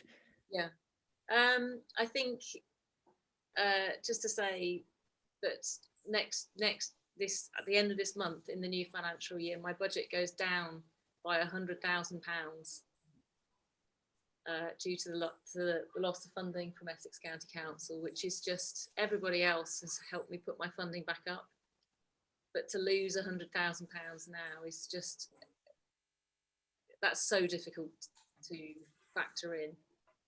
I was going to show a chart of my income levels and how much they've dropped over the last 12 months. We're actually at less now than we were before I started 5 years ago, almost to the day. That's the impact that we've experienced in the last 12 months. So for those big organisations to not offer any security at this time I was already in a cold sweat. I don't know what the description of my physical condition now is. It's beyond cold sweat. But what we are is creative. And that's what we do best. We are creative in the way that we make our organisations survive. I have a team here that I need to support. I've got 70 people here, you know, one way or another, who I need to support and keep in work.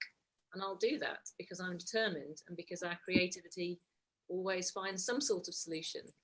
It's not really about that. I want Essex County Council to support us.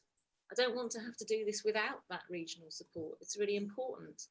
All of my material that I produce in my 10th anniversary year at the moment is not going to have their logo on it. And that's an important symbol. It sounds like a tiny thing, but that's a big symbol to not have that recognition, to not have that backing, that badge of support, you know. That's more of a loss than the money even, you know. That's really quite difficult to weather. But what we're doing is looking very differently at our programmes. The Holiday Fund programme is transformative to our organisation and is transformative to other people's organisations, and people want our expertise now because of that project. So I now have something else that I can sell effectively. I can sell our intellectual property around how you set something up like that, how you work with communities, how you co-author things, how you invite people in and what that feels like, and how you deal with all those different opinions that you have to hear when you invite somebody in for a free meal into an art gallery. That becomes expertise that we can share, and there are some people who are prepared to pay for that expertise. There are others clearly who aren't so prepared, but there we go. So there's a lot that we can do. We will be resourceful, we will not shut, and we'll find a solution. Steve, I've seen you just indicate, but just as I know Sally's got to go, does anybody have any other comments or questions for Sally quickly before she goes? Sally, if you wanted to send that graph of your income, I don't know if Owen's got it, but I'm sure that he'll be able to, if you're okay with that, Owen, circulate that to panel members after the meeting, so we can have sight of it, because I think that's absolutely, yes, if I can get that through, yes, I can send that to our panel members. Okay, Sally, thank you ever so much to you and your team. I'm actually genuinely touched by what you've said this evening. I'm not some tree or something, so I do get touched quite a lot, you know, emotional about certain things, but it has been very you know, powerful what you've said this evening. So thank you for coming along and explaining the work you've been doing, and hope you all have a lovely evening. Bye. Okay, I think Steve, sorry, yes, would you like to come in on that point? I think all I was going to add is what we absolutely value as organisations is the partnership with the borough. That's apt, and what it's happened over the last year, it's really shone a light on the strength of those partnerships, whether it be the commercial sector, local charities, volunteer groups. We're not getting that relationship with the county. And actually what we're doing is then missing an opportunity. So therefore the pressure comes to bear doubly upon yourselves as the borough, and then we're not being able to rely regionally on potential inward investment. If you compare Essex's support to Kent or other counties, the inward investment for the Arts Council, for example, is about 33 pence per head. An average county in the country gets 99 pence. So it means that what we're doing in Colchester is not supported regionally by the larger funds, the larger investment. The town deal is absolutely fantastic, but also we want to play our part in recovering the local economy. And if you look at examples right the way across the country, Culture, heritage has been leading in terms of that regeneration. Liverpool, Glasgow, Birmingham, they've all got those. And it becomes a symbol of investment. It becomes a symbol of social society and well-being. So that is about that. We know local authorities are strapped for cash. We know that, but it's about working together to lever in the funds that are there. And questions will be asked around that partnership. Nobody is left at county. There's no cultural strategy for the county. Kent has one. There's no regional tourism agenda or strategy. Essex doesn't have one. We have one, and we're starting to build that here. So actually we're leading the way, but it's about making sure that we're then supported on a sub-regional, regional and national level. So that's our point, I think. Thank you. Councillor Dundas, who would speak? Was it Councillor Dundas? I think. Yes, I think it was. It seems a long time ago now. No, if I remember my question, I'll just thank you for the answers. Yeah, I mean, certainly I had a feeling the rights issues might be a big question mark about live streaming. Obviously, where it's a touring production, they're visiting us. So, but I mean, if I think back to some of the Made in Colchester productions I've seen, I'm not, whether the rights, perhaps we control them slightly more. I think filmed well and marketed well. They've been of a really good standard, I think, and I think there would be a market for them. It's strange. I remember when live streaming started, people were saying, "Oh, it'll be the death of the theatre because everybody will just watch at home or in cinemas or something." Actually, it's been the opposite. It's actually, I think, really really helped theatre, and certainly during lockdown, the Free National Theatre archive they've been showing. If anybody else has watched those, they've been absolutely. It's been really great to see them. On the just one comment which I think Steve just made. Yeah, I mean the thing about the arts, it is an important thing, particularly in terms of the nighttime economy, for bringing people into the town. If you get 1,000 people come in to see a show, some of them are going to have something to eat, some of them are going to go to the pub afterwards. So it does have, it is an economic driver as well, and I would agree with that comment. But thank you all very much for all the very comprehensive answers. Thank you, Councillor Dundas. I'm minded it's just past 7:30, and often this is when we offer a break if anybody needs a bathroom or whatever reason they wish to have a break. I know we have guests as a similar situation on Tuesday. Would you like to finish this agenda item before we consider a break, depending on how long it goes for? I'm particularly looking at our guests as well, whether they're happy to continue just for this agenda item. Yeah, okay. Do indicate if you would like a break there, and we can have one at the earliest point. So, okay, thank you very much. And I think now, Councillor Bourne, if you'd like to, I know you have. Well, I don't think it was. I think you sort of asked the question, but is your go if you'd like to raise anything further? Gosh, you don't have to. No, don't stop me. I've only just started. No, I suspected so. I think I might have mentioned everything in my last thing, actually. I do want to congratulate not just the arts organisations, but I would like to say it's really great to hear about the partnerships that you have. From the other side, I do know that they are very well thought of, and not just the leaders of those organisations, but all your staff as well. The interaction that's happened, particularly over the last year, the interaction with the voluntary sector organisations is great, and the Mercury Rising project has been a fantastic example of what can be achieved within a borough like Colchester, with great project management from Colchester Borough Homes as well, and levering in all of that expertise, where everyone is invested in the future of something that's exciting. So congratulations on that too.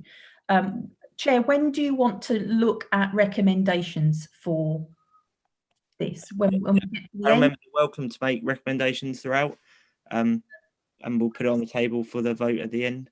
Okay, so I was thinking about recognising the importance of our 3 arts organisations in being an economic driver in the borough of Colchester, and levering in sub-regional regional and national funding that is important or vital. Sorry, it's vital. I'm trying to speak slowly, Owen, so you get this. You're not writing. Doesn't look like you're writing this down.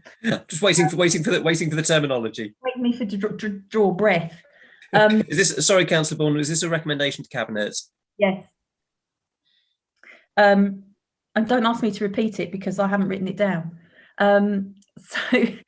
Vital to levering in the funding. Vital to the survival, long-term survival of these organisations. I wanted to put in something, Chair, about being seen to be important by other partners. Do you want me to start that again, Owen, or shall I just go away, write it down, and then come back? When Do you want? I'll go through a couple more people if you want, Councillor Bourne, and then come back to you if you like. Okay. Councillor Hayter, I think you're next. Do you have any questions? Thank you, Chair. No questions as such, but I would like to say a couple of pieces. First of all, great presentations there, really interesting, and data there and information that some of us, weren't up to speed with, weren't aware of it. So it's fabulous to see that. For me, though, from a personal point of view, going forward with the arts area in the town, I think it was touched on several times about the impact of mental health in the last 12 months, and going forward, making sure that actually that provision for the arts is there, with that support network. I think that's really important. And I've seen, even just this week, from a personal point of view, with my daughter, she's 12 and just selecting her options, and she's really into her drama, is probably going to end up at university doing a degree with that side of it.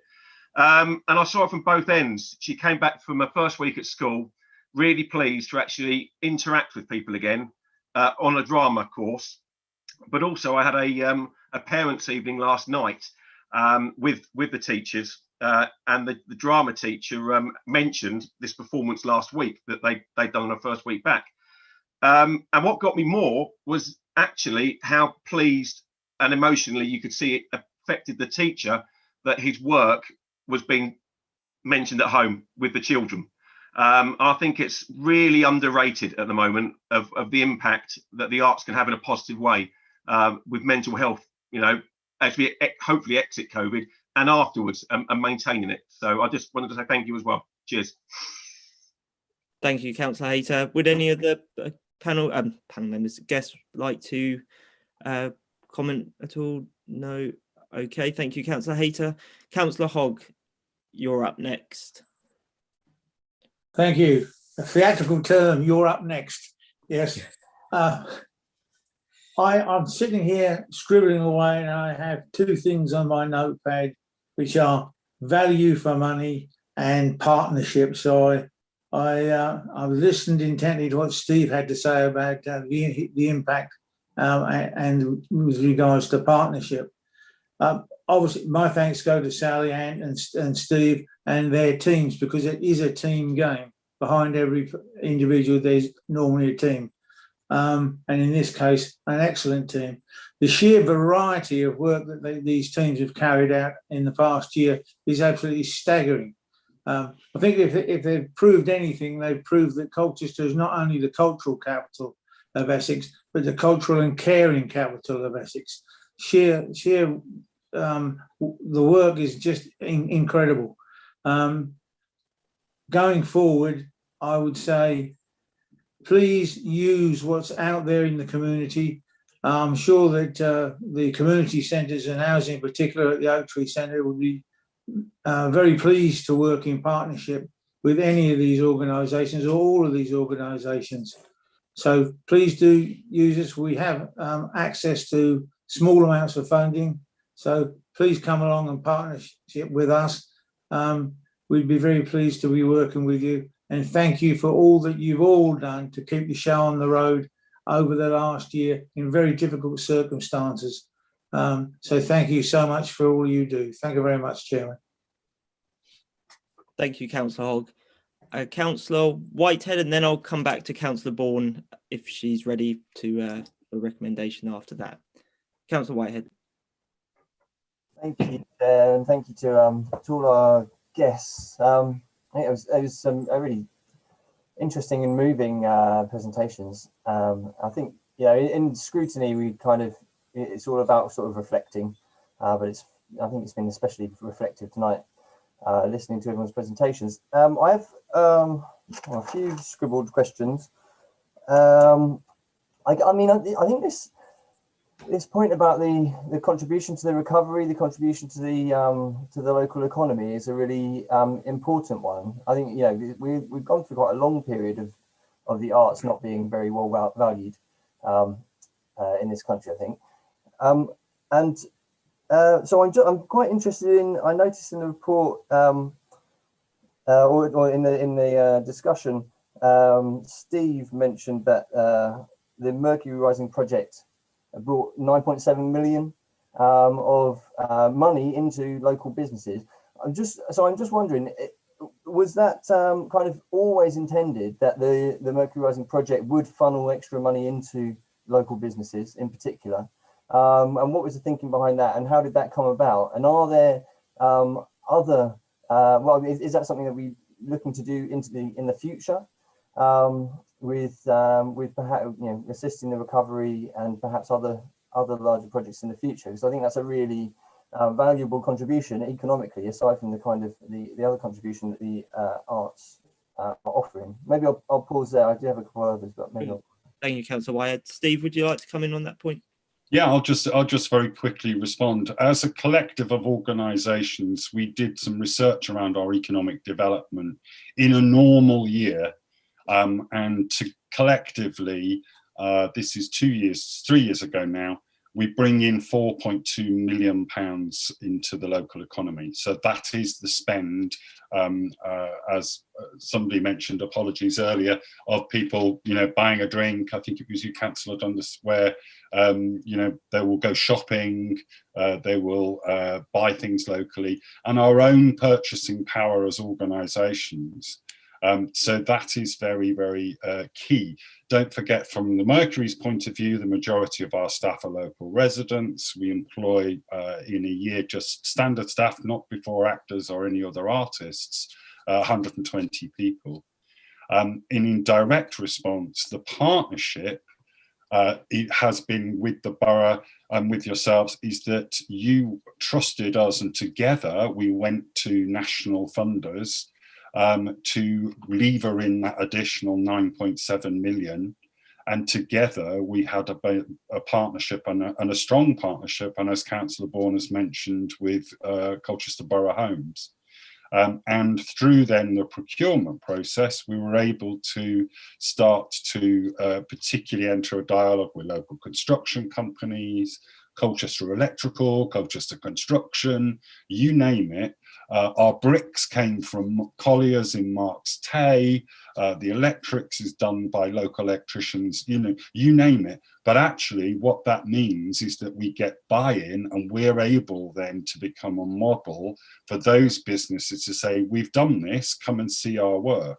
The flooring company is done by a company just off Cowdrey Avenue, you name it.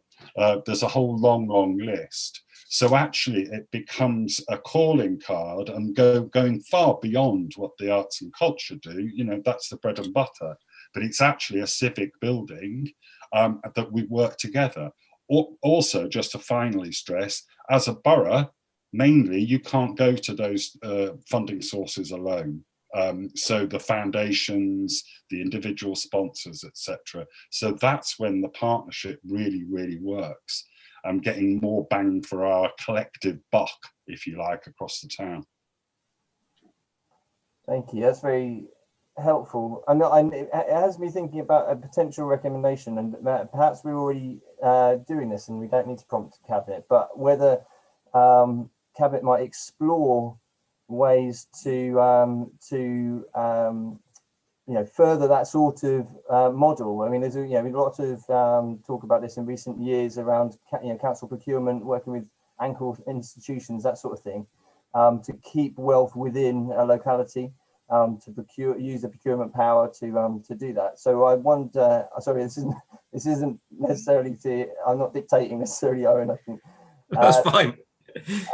But whether it's worth us prompting cabinet to see to explore other opportunities to expand that sort of procurement model and explore the benefits of that. I have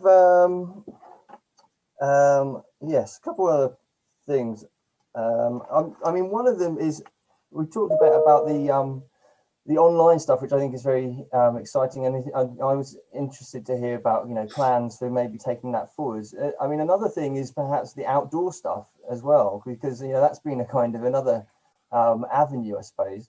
And I noticed there's the Shakespeare in the Park coming up, so I was wondering if you could say a bit more about that side of things. I mean, if any of our guests have any plans to expand that side of things off the back of COVID, or obviously we've got this roadmap which we all hope is going to come to fruition, but if there are bumps along that road, does the outdoor stuff provide potential avenues to kind of keep things moving forwards if that happens?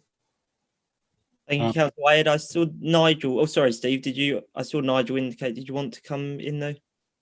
Nigel, would you like to? Thank you. Thank you very much. I think this is a very important thing to do, and we're always dependent upon the weather, unfortunately, in this country for outdoor performances.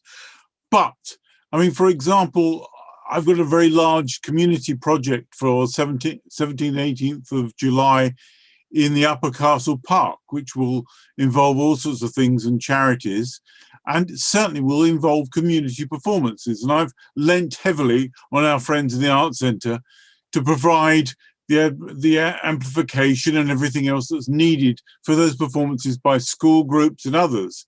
I think that's the sort of thing, and that's just an example of the sort of thing that Anthony certainly has been doing. We've had comedy in the park during the year, and that was run by the Arts Centre, and that worked extremely well, even though we had to have a socially distanced audience, but outside, and that sort of things works.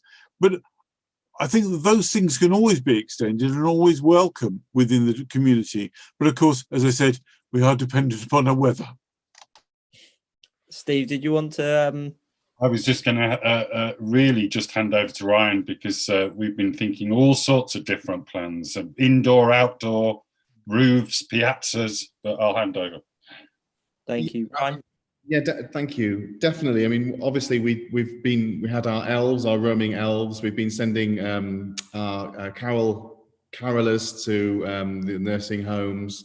We're currently talking with Marlow on a project, an outdoor project with Applause. So looking at kind of some outdoor arts projects over the summer.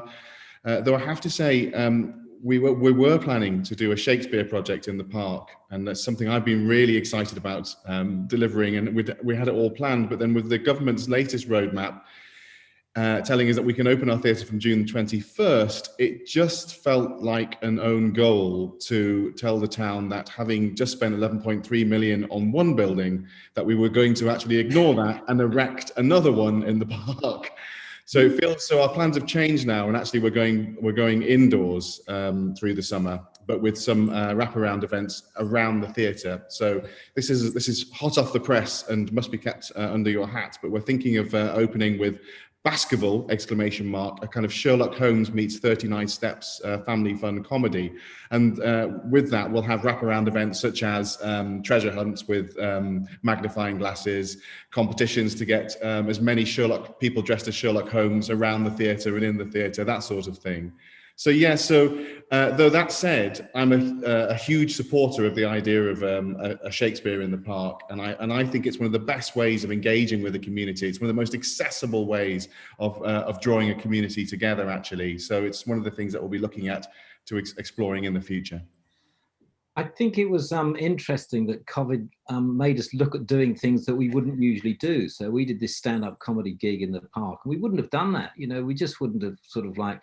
But when the rules in the middle of summer said that you can do outside events socially distanced, we thought, well, we can have a go at this. And it was like the tickets sold out within 2 hours, and you would be nuts if you didn't look at that and think, well, look, there's a huge, it was the park's beautiful. It wasn't that difficult a gig to do. I mean, the COVID thing, the restrictions and all that made it bit challenging, has to be said, but essentially, you know, why not? It's really easy. I tell you what, as well, down by the field at the back of St Botolph's, where that you know, where the station is down there, that is crying out for a nice outside festival. I hadn't really looked at it before, but there is definitely potential there. Maybe Essex County Council would like to pay for a festival there. Thank you, Anthony. And Councillor Whitehead, did you have anything further you wish to add on that point? And just on and a couple of other things I wanted to ask about, just quickly. I mean, one was what has been the impact on your workforces? You know, have you had enough to be able to, you know, keep your workers employed, or, you know, furloughed, or, you know, what's happened to the frontline staff basically, and have you had to suffer any layoffs? And the other one is about demographics. And I don't know if you have this kind of information, but, you know, you've been delivering all these kind of in all these different ways, and has that affected the kinds of people who've been able to access your performances? And do you know much about that? What that's done to the demographics? I think it's really it has altered the demographics. We don't, the Arts Centre don't have the data, but we know it's altered the demographics, and I think that's really interesting. I was saying in my presentation that we can reach people. You know, it wasn't accidental, but it was kind of like a part of the learning curve, that suddenly we were thinking, well, you know, the thing is that we thought we don't have to do it like this. You know, we've just grown into doing 7 gigs a week, you know, and running a great, you know, music venue, comedy venue, etc., etc. But there are other ways of doing it, and you can get fooled into thinking that, you know, you're so, because the venue's so busy and you physically see all these people all the time, that you know, that there isn't new ways, particularly if using digital things, or just rethinking, you know, how you might be able to reach out and do that. So I think it's definitely got some things. One of the things is that we want to reach out to, there's all sorts of little cold spots, and the idea of, you know, the more challenging areas. The class is a huge thing. You know, we run children's festival, and it all used to be, you know, beautiful, wonderful, lovely, lots of nice feedback, sold out, la la la.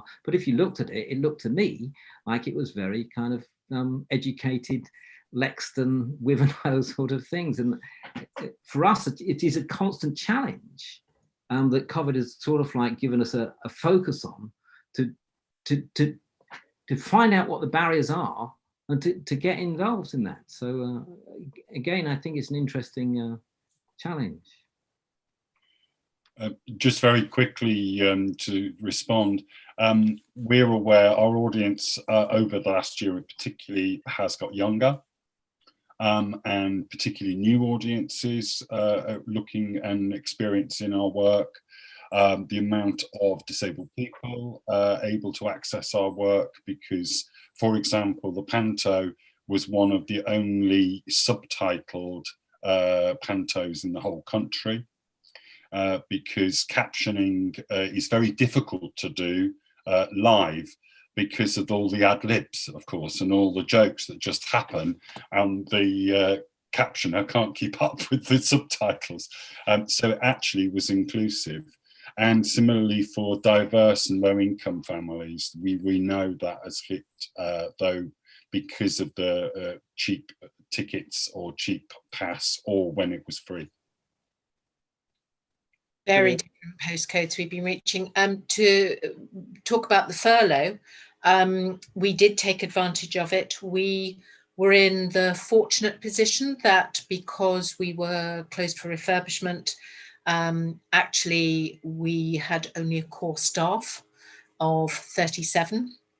So I think all but 4 of us were furloughed on rotation, and there were only 4 of us that worked all the way through, juggling rather a lot of plates. And it's very interesting that actually I don't think either side enjoyed it. It sounded like a really good thing to go home. We topped up their furlough, so they were being paid 90%, which we figured after a bit of travel and lunches in town and things probably meant they were on about where they would normally be. And those who were on furlough, it sort of felt like to us working hard that must be a nice thing. And vice versa, those who were on furlough were really envious of those who were working hard.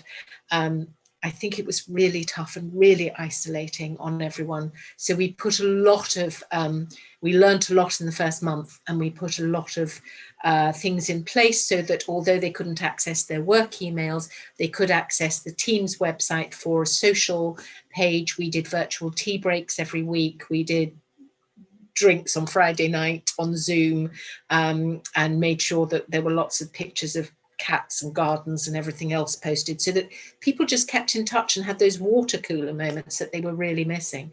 But yes, the furlough scheme was definitely a huge help. And so we've managed to retain the whole skill set and not made any redundancies during the period due to COVID, which compared to our regional colleague, absolute miracle, but we've just got through. And as Lucy mentioned earlier, the fact that you were able to advance our grant really just helped with the cash flow. It was just a godsend, I can tell you. But actually across the industry, there have been 30% of jobs have been lost in the arts industry. So we're really grateful we've been able to retain our workforce. Thank you. Thank you all. Councillor Whitehead, would you like to add anything further? Any other questions you may have? Just to say thank you very much for the answers. Thank you very much. Councillor Bourne, I have seen you scribbling. So have you managed to get some words together for your recommendation at all, or would you like me to go round others before coming back?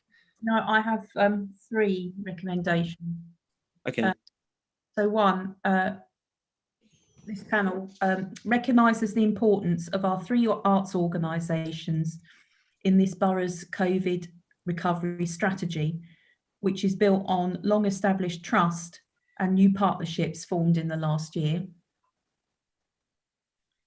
Second one, we regret the loss of revenue funding for First Sight from Essex County Council and are disappointed that Essex County Council have not responded to calls from the Mercury for funding to finish their capital project. The future of cultural development and community work in Colchester could be placed at risk. The opportunity to lever in funding from sub-regional, regional and national partners is seriously impacted by this decision. And the third one is picking up from Councillor Whitehead, but Councillor Whitehead, if you would like to change this, Cabinet to explore whether other procurement is as successful in securing local employers as the Mercury Rising project. Okay, thank you very much. Owen, have you got those all down? Yep. Okay. Yep. So are we okay? I know we had the recommendation first from Councillor Whitehead, but as Councillor Bourne has summarised that in hers, Councillor Whitehead, are you okay? Are you happy for those recommendations to go as Councillor Bourne has? I'm happy with that. Yeah.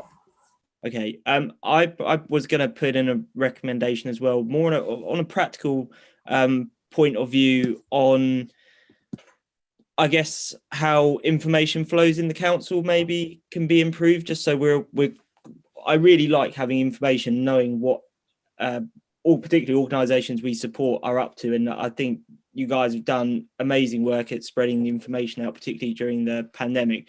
But there are some stuff I'm not necessarily aware of we're involved in and has been going on, and I think if we could just make sure all members get that information so they can share it and share what organisations are up to, help get people through. You know, most of us have social media accounts that we share stuff on. You know, I share quite a lot on my page, and I'd love to be able to keep doing it to make sure that people are aware of particularly as we come out of lockdown, what's on, because there's going to be a sort of a everything openings, not all at once, but there's going to be so much on all over the borough in all sorts of ways. It'd be good to make sure that your events are well advertised, and I'm sure they will be, but the more we can share them, the better. So bear with me a minute. It's a bit technical, I guess, but this is what I was going to go for, something such as recommendation to Cabinet to ensure all members are kept fully informed of the outreach events of the arts and culture sector so they can in culture, so that they can share the great work being undertaken and to help ensure those that could benefit do so. Because I think there's some great work being done. I wouldn't want any of my residents or residents across the borough to miss out on something that they would really enjoy and maybe if they're in hardship as well benefit from. So that is recommendation 4, Chairman, is that right? Following Tina's recommendations, that's coming in as number 4, or you say, or he's just suggesting it goes before Tina's? I don't think it really matters, does it? I mean, we're going to... No, it doesn't matter. I don't mind. We're going to vote on them. No, normally the procedure is that we take the recommendations in the order that they're made. So yes, I have that as number 4 as well. Okay, thank you. If I can just come in for a moment, Chair, on the third recommendation, where we're talking about, if I understand it correctly, comparing the Mercury Rising project in terms of its benefit or use of local economy and facilities. Now, obviously, if we are comparing that with other contracts, either placed by the council or other bodies, that is a very significant piece of work to go through pretty much every contract and indeed just the Mercury Rising one, and actually come up with an economic benefit, a figure in terms of how it's benefited the local economy.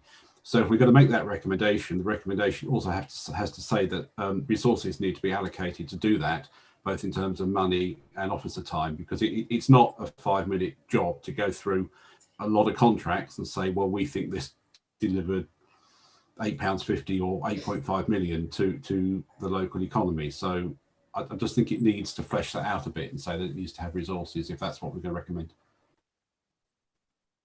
Okay, is that an amendment we have to put in there? I was just going to ask Councillor Bourne.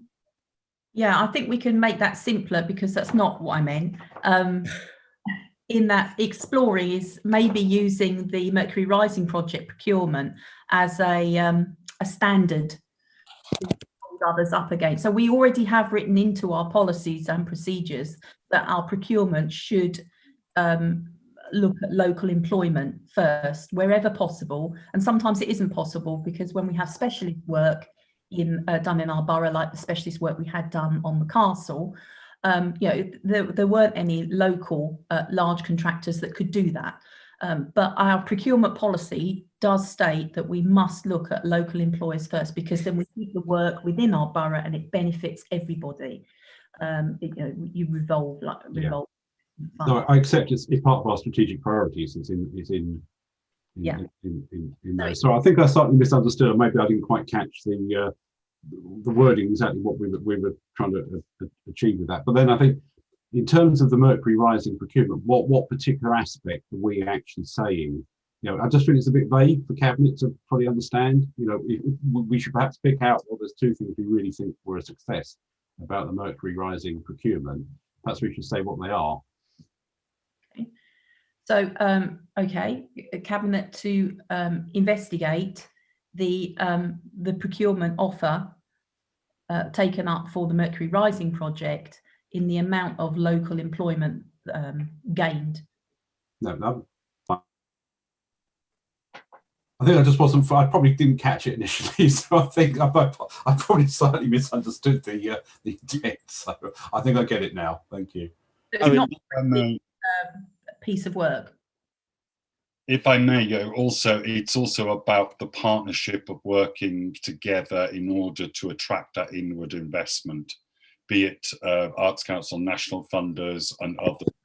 So I think it's both about the procurement, but it's about how to work together to lever in the investment in the first place. And actually the economic benefit does have to be calculated when we're all going for sell-out money or others within government. Okay, thank you. Owen, would you like to just read out just for everyone's benefit again, before I go around the panel, just ask very briefly if there was any further comments before we move to the vote? Were you able to just read out the recommendations we have on the table at the moment, please? Yes, I might need to go back to Councillor Vaughan for this, but what I've noted down as she was speaking, and it was a very quick scribble. Panel recommends recognises the importance of the 3 arts organisations, work built on trust and partnership working, regrets the loss of Essex County Council funding, and disappointed that Essex County Council has not responded to calls from the Mercury to continue the funding for the Mercury Rising project. Was that correct, Councillor Vaughan? It's very similar. Point 3 recommends that Cabinet explore whether the procurement model used for the Mercury Rising project, Cabinet to investigate the procurement offer taken up by the Mercury Rising project and how this model can, boost local economic development. I think that's the one I'm a bit hazy on. Was that Councillor Vaughan? Yeah, no, that sounds good to me. And then we've got recommendation 4. Councillor Barber, did you want me to read that out? No, yeah, go on then. Treat it. If I can read my writing, I should have got a laptop. So recommendation 4 is recommended that the information provided by the arts organisations. Recommended to Cabinet that all councillors be kept informed of all outreach works by the arts organisations to ensure that these are well promoted. It was recommendation to Cabinet to ensure all members are kept fully informed of the outreach events of the arts and culture sector in Colchester, so that they can share the great work being undertaken and to help ensure those that could benefit do so.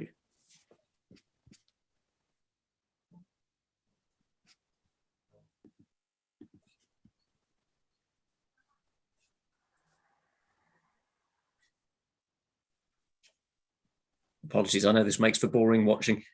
No, I'll check with our panel members that if they want to add anything further or have any comments, the floor is open if you'd like to raise your hand and make any further points or ask anything else. No, I think it's riveting watching. This is democracy in action. We could be folding leaflets, couldn't we? Soon enough. That's afterwards. Councillor Vaughan, we're going to fold leaflets. Please, no. During asking. Yeah. No, come on. What was I going to say? Where was I? Oh yeah. Any of the organisations, would you like to make any further points or discuss anything further this evening? No, just I guess to say again, thank you ever so much before we move to the vote, but just say thank you. I've personally found it really interesting to hear about the challenges of last year. Obviously we have a grasp of them from what we read and you know the information you sent us as well, but hearing firsthand the individual stories, I think really bring home the work you've been doing, the challenges, and you know, I mean it's very touching, and the last year more than any has been really touching, and it continues to be so, and I'm really pleased that you were able to come this evening, and I'm looking forward to going to a beer festival in the Arts Centre, you know, seeing a show, going to First Sight, I mean, you know, getting back to normality and supporting you. And I'm sure we all will do our bit in that regards, particularly Councillor Fox, who I often see after 4 beers down in the Art Festival, but that's another story. Would any Cabinet members like to make any other points? Councillor King, Fox or Young before we, and then officers as well, if at all. Councillor Young? Yeah, thank you very much. I think we've had a really good session tonight on the cultural organisations. As Councillor Vaughan said, it's not about slapping people on the back. It's about recognising the effort that has been gone through in the last year to help Colchester residents feel safe, keep them uplifted, give them some hope. And it's money well spent from our perspective at the Borough Council, and that's why we invest in our arts organisations, because they work so fabulously well with us, and we will continue to support them in the future. I'd like to thank all of them for what they've done during the course of the past year, and we've got some good things to be looking forward to in the year ahead. Thank you, Councillor Young. Councillor King? Thank you very much, Chair. I mean, Councillor Young has said it for us all, and every speaker on the scrutiny panel has rightly applauded what we hear. So I'll just add my words of thanks to all of those who presented tonight. It's not often you can say that it's moving, and some parts of it were. You've responded magnificently. You've got a real partner in Colchester Borough Council, as Judy's described. Now we are here for the long run. One of the few things we were able to do in tough times was to give you a 3-year settlement.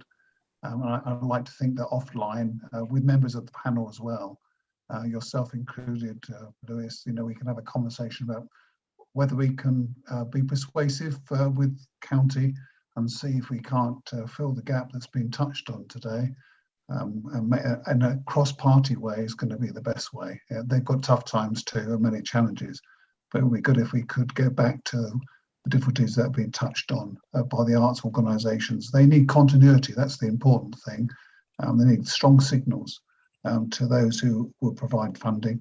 CBC can do something there, and let's see if we can't do a little more despite our own challenges. So I'm up for that as best we can in tough times. I thank them, and I thank you also, Chair. Thank you, Councillor King. Councillor Farr, I guess you're not here really for this item, are you? So you don't have to, but you can. Well, I might, just because you've offered me the opportunity, Chair. And I won't comment on beer festivals at the Arts Centre, but I will. I did want to just comment on a few things. I think one of the things I just wanted to say was the partnership between the Borough Council, Colchester Borough Homes, and the Mercury is a really important one. And I think that's one of the strengths that Colchester Borough Homes brings, as well as project managing that that development. And there were a number of challenges, not least COVID, but others as well. Colchester Borough Homes, I think, really held their own in terms of keeping that project on track, and so I'd like to thank them for that. And the other point was made earlier about some of the contracts that the council procures with local contractors, and certainly that's a really key important thing about our house building programme, is that we're also using local contractors and contributing to the local economy, and that's really important as we build back from COVID. And then finally, I just wanted to reiterate the comments made about the importance of our arts organisations, and particularly around the role that county can play in supporting them if they choose to do so. And I know that there are, we do have elections coming up, and there are councillors in this meeting tonight who are standing to be county councillors in the upcoming election. And I think, I think what we've heard, loud and clear tonight, that there's an onus upon Colchester's county councillors to stick up for our arts organisations, and maybe that's a campaigning point in the forthcoming elections too. Thank you. Thank you, Councillor Fox. Okay, do any Colchester Council officers want to make any points at all? You don't have to, of course, before we move to the vote. No. Okay, brilliant. Thank you very much. Owen, would you like to move to the vote on the recommendations to Cabinet? Please? Yep, certainly. So are we happy to take those, as a panel, happy to take those 4 recommendations together? Indeed. I'm seeing nods. That's good. Thank you. That's great. Okay, right. So as Councillor Bentley, as you know, is left. So Councillor Bourne. Approved. For Councillor Dundas. Approved. 4. Yeah. 4. Councillor Hayter. Yeah, approved. Approved. Councillor Hogg. Agreed. Agreed. Councillor McCarthy. Approved. Approved. And Councillor Barber. 4. 4. So I make that a unanimous decision to approve those 4 recommendations. You might have missed me, Owen. Apologies. Oh, apologies, Councillor Whitehead. Yes, I've missed you off completely. Sorry. That's all right. I approve them as well. Mea culpa. Knew it. Thank you. Okay, brilliant. Well, thank you very much to you all for coming this evening. we're looking forward to supporting you when we can get out there again. It's been very interesting, and do email us, get in touch with us if you want us to share anything. We're here to support you, and you know, that'd be great as well to share what you're up to. So thank you very much. Good luck, and hopefully see you in person maybe soon. Good night. And thank you very much. Thank you very much for the opportunity to come and speak to you. Thank you. Been a pleasure, folks. Been a pleasure. Good luck. Would the panel like to have a 5-minute break to 25 past, just to Indeed, Chairman, indeed. limber up before the next item? I'm limbering already. Yeah, good. Good job we can't see. See you in 5 minutes.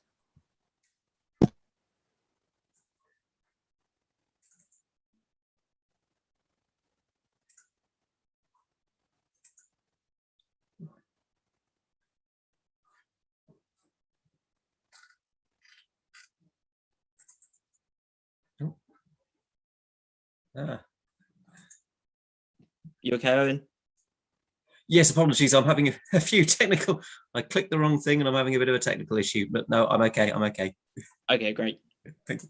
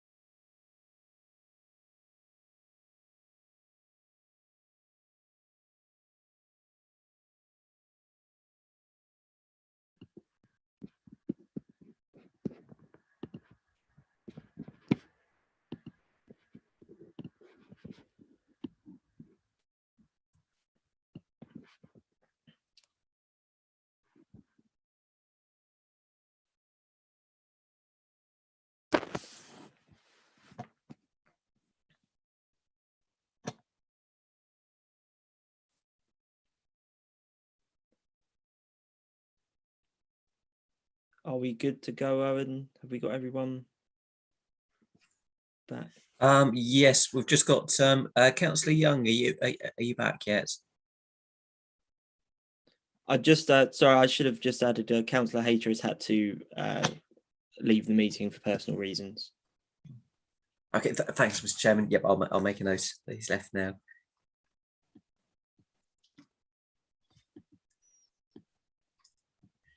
I think we can. I think that's everyone, isn't it? Certainly, yes. The remaining panel members. Yeah. Thank you very much. Okay, so that completes item number 10, and we move on to item number 11, which is the Culture Borough Homes performance targets for 2021-2022, and we have Jeff Beals presenting on this report with Adam Fox as the cabinet member responsible for housing in attendance too. Sorry to intervene. Councillor Bentley at the last meeting said I might need to be placed into a lobby while yeah. we talk about the CBH performance targets. Yes, because it's looking at the future targets rather than the past. So I'm just going to move you to the waiting room, Councillor Bourne, and then we'll move you back as soon as we've concluded the item. Thank you. Okay. Gosh, we're dropping like flies at this rate. So Councillor Bourne is now in the waiting room. Very intimate now, isn't it? It's like an Agatha Christie novel.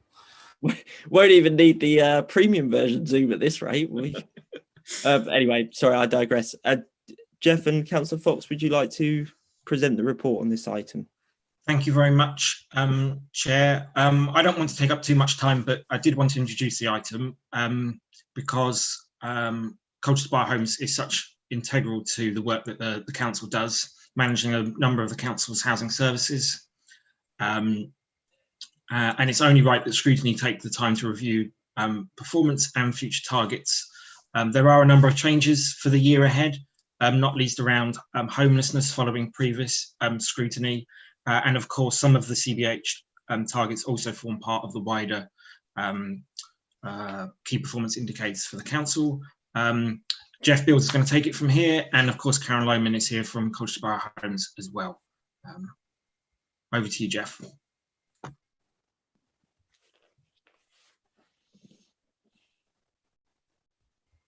You're on mute, Jeff.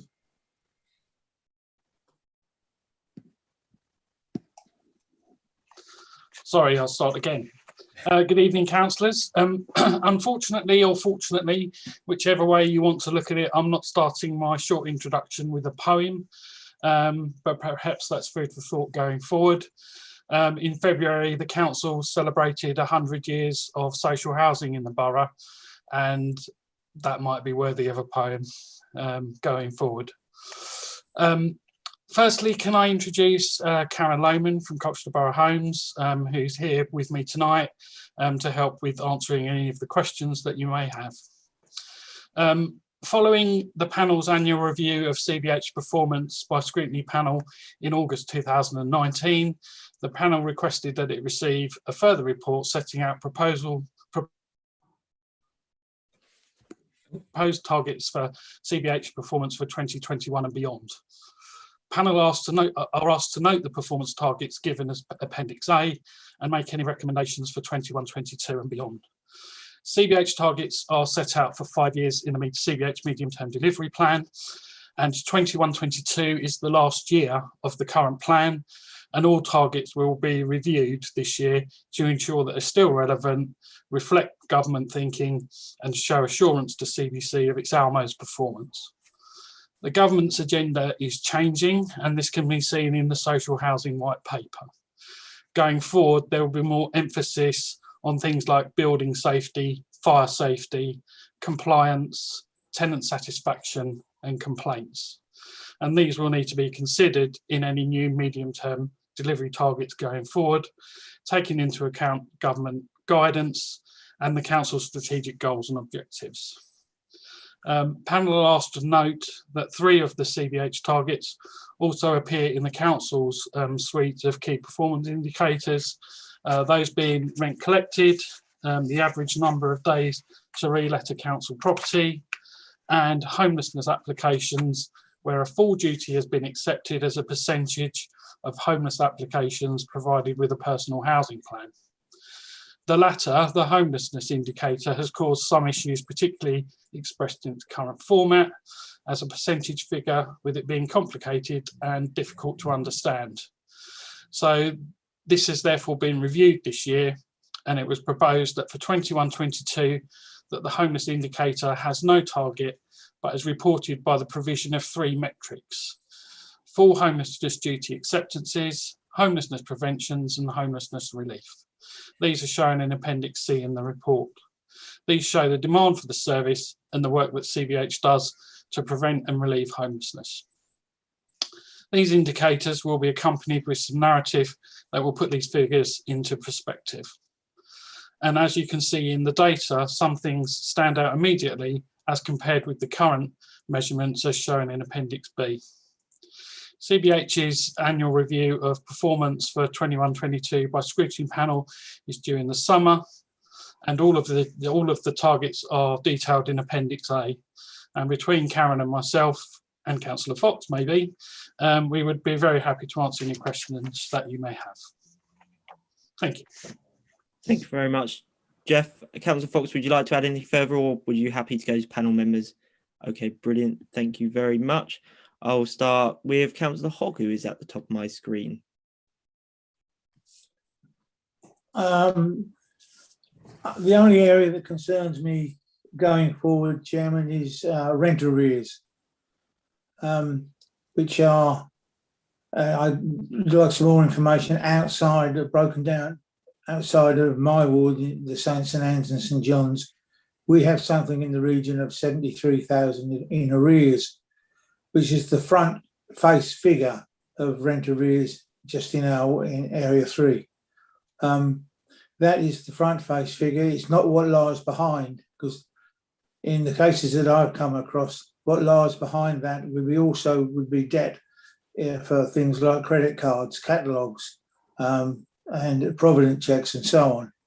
And just to be assured, hopefully by Karen and Councillor Fox, that this is taken into consideration when dealing with individuals who have built up rent arrears over a substantial time, and that there's more to this picture than is obvious. And then those that I've come across, particularly those in receipt of food vouchers, who are struggling already, just to make sure that they are looked after holistically by CBH when I'm moving forward with this.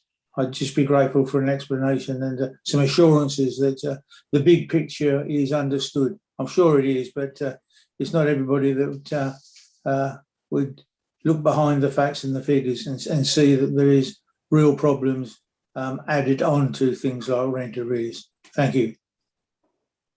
Thank you, Councillor Hogg. Would anyone like to respond to Councillor Hogg's point there, Karen? Thank you. Thank you, Councillor Hogg. I think I would like to give you, councillors, the assurance of what we do. We have targets there that we're not rigid in collecting rent to hit a target. And our approach here at Colchester Borough Homes has always been a very balanced approach to ensure that eviction has always been our last resort, certainly since I've been in Colchester. So the eviction ban that's been in place in the last year, whilst some people may have thought that it gives them some comfort, it is something that has made little difference in impact to our collection. I guess the assurance that I give is all through the pandemic, our staff have still been at work. They've still been in contact with our tenants. They haven't been pursuing the rent arrears for pursuing rent arrears. What they've been doing is supporting those who are in debt and financial difficulty. So there are kind of 3 main drivers on our rent collection that have impacted it this year, which is why we've looked to steady the target going forward. So, first one is the fact that we haven't been able to evict anybody. There have been no court hearings. And in fact, this week, we've just got our first court hearing through, which is in July this year, which is just a court hearing deferred from March 2020. But the other assurance is the situation that the majority of our tenants have found themselves in with less income.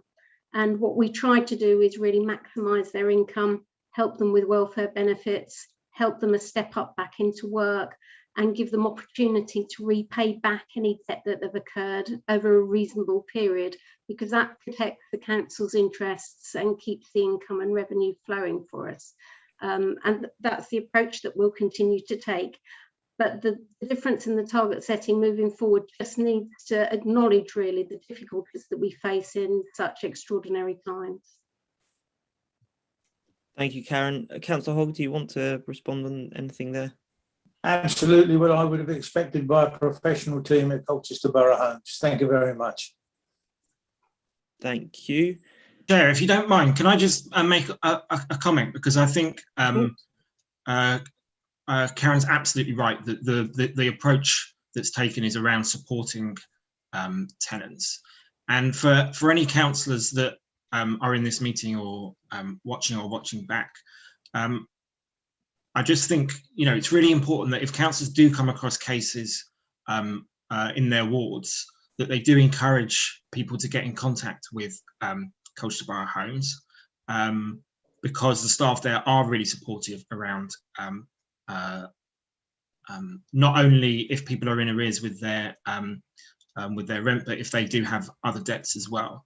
And if people aren't comfortable doing that, then to contact any of the other support agencies that are available in Colchester, whether that's Citizens Advice or CAP or others, because having an intermediary can also sometimes help if people are feeling particularly anxious about getting in direct contact.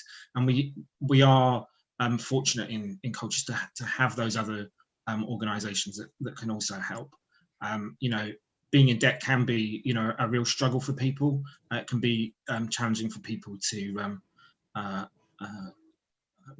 make that first step in terms of dealing with it. And so, you know, just to encourage people that, you know, there are other agencies there as well who can help to support people. Thanks, Chair. Brilliant, Councillor Fox, thank you. Councillor McCarthy, you're up next. Thank you, Chair. The question I was going to ask was verbatim to what Councillor Hogg has just asked, so I don't actually have any questions, but I was really, really happy with the answer. Thank you, Karen and Councillor Fox. I think the CBH approach is very reassuring for the customer, for our residents. So yeah, very pleased. Apart from that, nothing else from me, Chair. Thank you, Councillor McCarthy. Councillor Dundas. Thank you, Chair. No, I don't think I have any specific questions. All I will say is that usually when any committee, when things from CBH come before us, it's usually of a high standard and usually very good reading. You know, I've long thought the CBH is one of the top performing parts. I know it's an elbow, but parts of the CBC portfolio. I, as a councillor, funny enough, I did have an email today from a resident complaining about CBH, and it's very rare I get that, actually. In fact, I ended up going back with a long defence of CBH because I think, actually, I think they've been quite unreasonable, but we will always have to be diplomatic about these things. So I agree. I think the targets set out in the paper are perfectly sensible, particularly in light of the last year. And yeah, I think you're doing a great job. Please carry on. Brilliant. Thank you very much. Councillor Whitehead, sorry, I realised you were last time as well, so I do apologise, but save the best, I guess, to last. So you'll go. I can hardly blame you for that, Chair. Yeah, I mean, I think, yeah, as with so many things, COVID shines a light on issues, doesn't it? And helps to reveal quite a lot. And I think the answer just now helps to show why, you know, CBH, councils as landlords is the best kind of landlord that we could have, really. And it's only a shame that we, you know, that CBH can't be a landlord to more people in our borough, in my opinion. I just wanted to pick up. So I think it is very helpful that we sort of rearrange the way that the homeless duty figures are presented. I think that does. I mean, I do think the previous way to maybe obscured things a bit more. So I think that is helpful. And one thing it sort of throws up, you know, immediately as you look at it, is the graphs on page 92. The second and third one, you see the bars are much lower than the in the current year or the year just gone to the ones in the 2 previous years. So I just wondered if you could speak to that difference and explain, you know, what that's all about. Thank you, Councillor Whitehead. Karen, Jeff, or Councillor Fox, did you want to come in? Karen, sorry, I see you. Yeah, I'm happy to pick that up. In terms of homelessness, since the Homelessness Reduction Act, you know, we have 3 clear duties that come in an order now. So our first duty, if anybody comes to see us, and we do see, you know, around about 120 new applicants who are homeless every month. And our first duty is to prevent their homelessness. So that first graph where we talk about prevention is what have we been able to do to stop those people becoming homeless. Our second duty is if prevention is not possible, we have to try and relieve the homelessness. And relief technically means, can we find an alternative, which is generally, can we help people with a deposit into another form of tenancy or find them somewhere elsewhere to live to relieve their situation. And the third situation is where we accept their homelessness. This year, the nature of homelessness has changed quite significantly. So in previous years, the main reason for homelessness has been the loss of an assured short hold tenancy in the private sector. Clearly through last year, where evictions in the private sector were halted, that's not been the main driver. And the main driver for homelessness in the past year has been loss of a family home through relationship breakdown or overcrowding. So it's a different type of homelessness. So our opportunities to prevent or relieve it have been limited. And actually at the same time, the opportunities to relieve or prevent homelessness by finding alternatives in the private rented sector have been significantly lower because landlords have stagnant tenants in place, there's no movement, and it's been very difficult to find that relief. But that's why the change in landscape over the last year is principally a different cause of homelessness, different solutions. In a way, that's why we wanted to change the way that we display the figures on homelessness. So there's a bit more of a narrative to give people an understanding of the change in landscape of why people are homeless and what we're able to do about it. Thank you, Karen. Councillor Whitehead, did you want to respond on that point at all? No, only to say thank you. That's very clear explanation, I think. And thank you for the report and to the teams for the work you're doing. Thank you very much. Is there any other comments that the panel or officers or Councillor Fox wishes to make at all on this item? We can make recommendations, I think, but I don't think there are any at the moment. If not, we just note the report. All I would say is that, and I say at most meetings when CBH come along, that I feel it is by far the most, I think I'm being a bit biased towards one part of the council here, but I do think it's the best part of the work we do. And I think you only have to spend a short time listening or discussing anything with CBH, speaking to tenants, listening to tenants, to understand the value of social housing and how important it is in our borough and the benefits of more social housing. So I couldn't commend you more for the work you have done before the pandemic, and I mean it's exceptionally so throughout. So thank you for all the work your teams are doing, Councillor Fox as cabinet member as well. So is there any recommendations? If not, I think we just have to note the report. Is that correct, Owen, I believe? And yep, yes, if panel don't wish to make any recommendations, then it is report for noting. Okay. Do we have to go through a name? Chairman, we will be, sorry, Chairman, we will be revisiting this in the future. So we'll have a comparison of where we are now and where we are in the future. We're going to revisit it. So I don't think there's any need to make a specific recommendation at this time, that we go with what your thoughts are. Just note the paper. You're frozen. No objection. Yeah, so panel.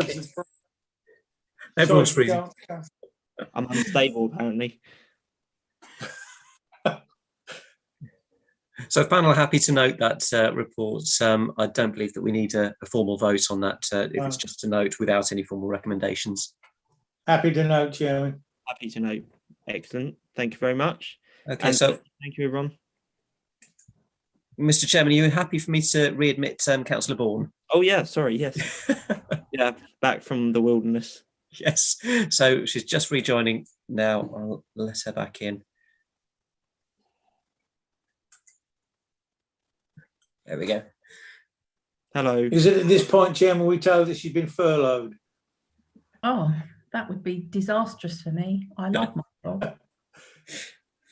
Okay, brilliant. Thank you for the team for item 11. Item 12 is the corporate key performance indicator targets for 2021-2022.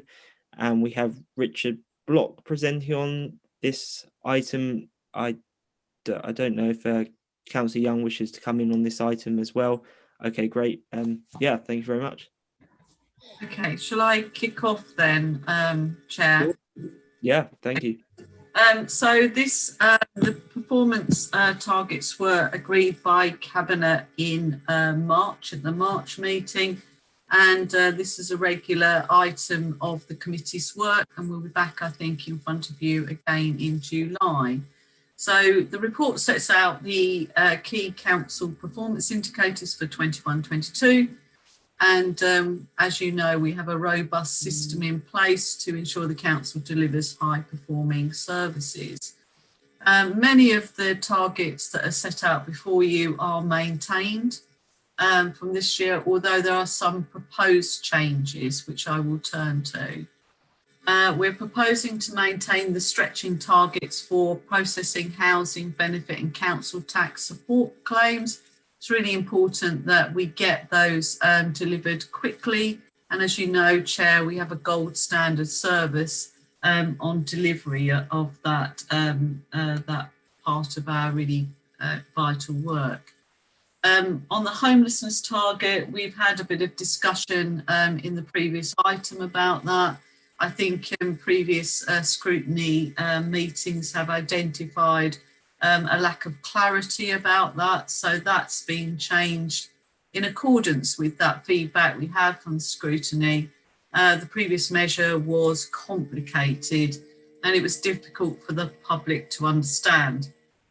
So this will provide greater clarity on how effective our services are at preventing homelessness, as Karen Lohman says, and in cases that are not preventable, our performance to alleviate homelessness. Regarding council tax, we're proposing a slight reduction in the target for collection rate of council tax by just 1%, and that is taking account of the impact of COVID. Regarding business rates, we've got a reduction in the target for collection rate of business rates of 8.5%. We've got to be realistic about the economic conditions, and it will be challenging for many businesses in this year, and it will have an impact on our ability to maintain the exceptional collection rates of previous years at a time when our business rates are facing real difficulties. The team will be working hard to increase the overall number of businesses paying rates by assessing previously unknown business premises. Regarding business grants, the distribution of discretionary business grants has helped to identify over 200 potentially rateable business premises, which will help increase the overall amount of income to the council. That's what they call unintended consequences, Chair. Finally, we are proposing to make the KPI for staff sickness more challenging, in line with the previous agreement in 2018, that the rate in working days would be set at 9 days and reduced annually. The proposed target is set at 7 days. Chair, in summary, the proposed KPIs reflect our ongoing ambition for a high-performing council and high-performing services. The changes proposed enhance our ability to deliver this ambition and reflect the ongoing impact of the COVID-19 pandemic on our residents and businesses. I'll leave it there and let Mr. Block take through any specific questions that the panel might have. Thank you, Councillor Young.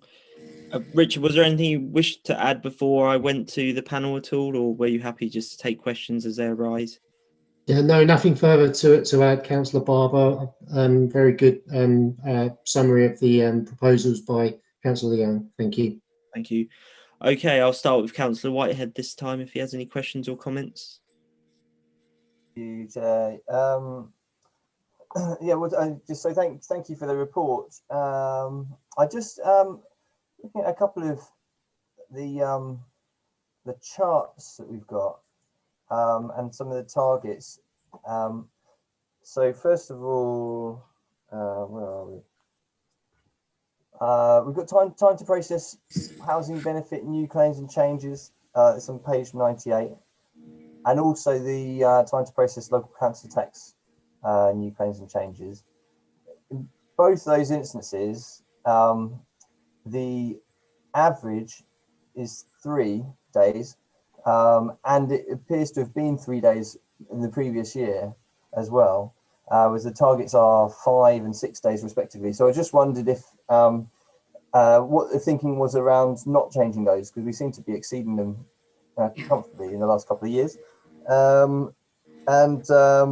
And similarly for processing planning applications. So I think is that page 102. So there we've got a couple that we're exceeding kind of very comfortably, 100% on majors versus a target of 85%. So anyway, just wondering if what the thinking is around not adjusting those targets. Thank you, Councillor Whitehead. Richard or Councillor Young, would you like to come in on this point? I can kick off. I mean, I think, you know, I take the point, but you know, our staff, you know, have a framework which to operate within. But I don't think, you know, whatever the target was, certainly on housing benefit and council tax claims, they would be sitting back and not processing them. They'll be pushing ahead, and that's why we've got a gold standard service from that. But I take the point that you're making in terms of not changing that. I don't know, Richard, have you got something that you would like to add about why those haven't been changed? Yeah, I mean, I think performance has been consistently high in this area, and I don't think the target has necessarily influenced that. You know, the fact that we've had the target of 5 and I think achieved, I think we probably had a similar conversation last year, we're still striving to kind of achieve beyond targets, demonstrates that I think that, you know, we're not operating to the lower level of the target.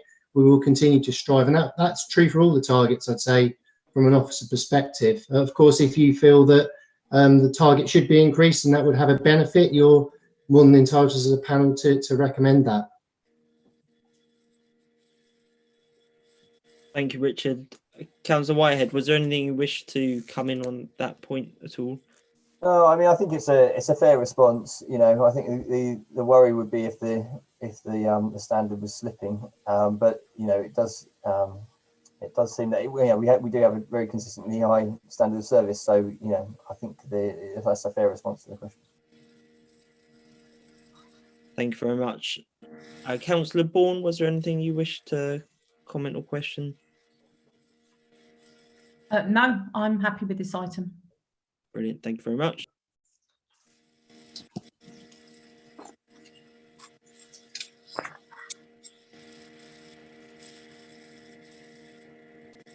Councillor Dundas. Thank you. Yeah, no, I mean, I'm generally happy with it. I think most of them are quite sensible. I think perhaps the only 2 comments I'd make is that where we've set the affordable housing target, we're expressing it as a number. I mean, okay, you can work it out. It's 14% target. I just wonder if for sort of public transparency, that would be better stated as a percentage, also to enable quick comparison with other local authorities. Also on the waste targets, I don't know. I mean, presumably we've seen and we'll continue to see with people continue to work from home, a shift in volumes and perhaps the nature of waste away from trade waste to more domestic waste, simply because people inevitably during the day, we all produce rubbish somehow.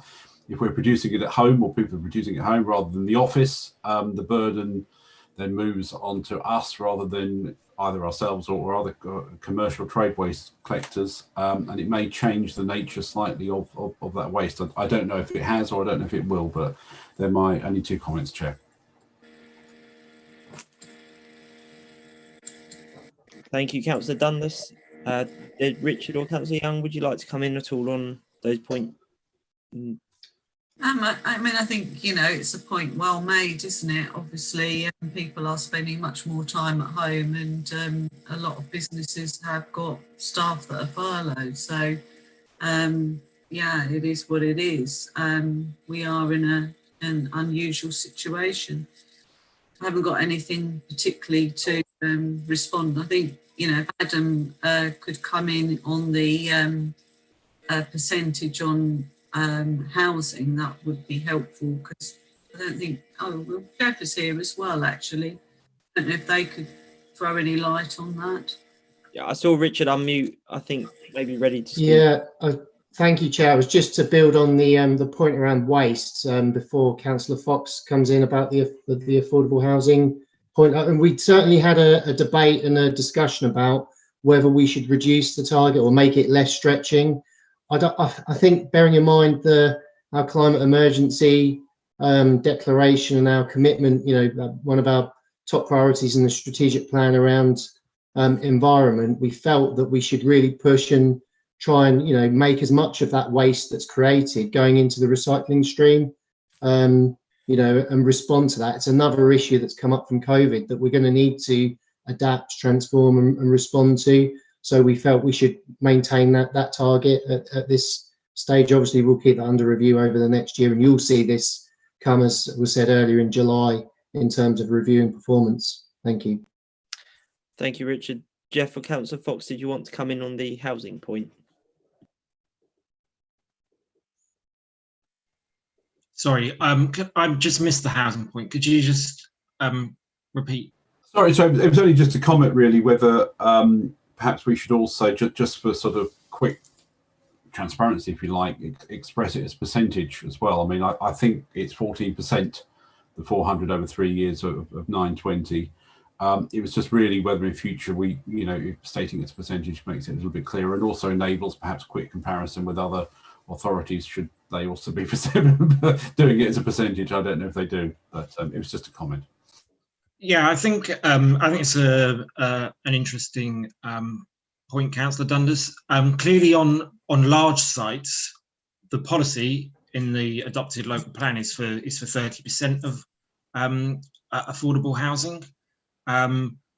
We all know that there are challenges and nuances in the planning system that mean we don't always get the 30% that we'd want. And but I think by and large we have achieved what was the previous target of 20% on larger sites. On the whole, it'd be interesting to see about comparing it with other local authorities. I think there are, having looked at some local plans from other local authorities over the last few months and heard some of the challenges that other local authorities have around the planning system and the potential changes to it.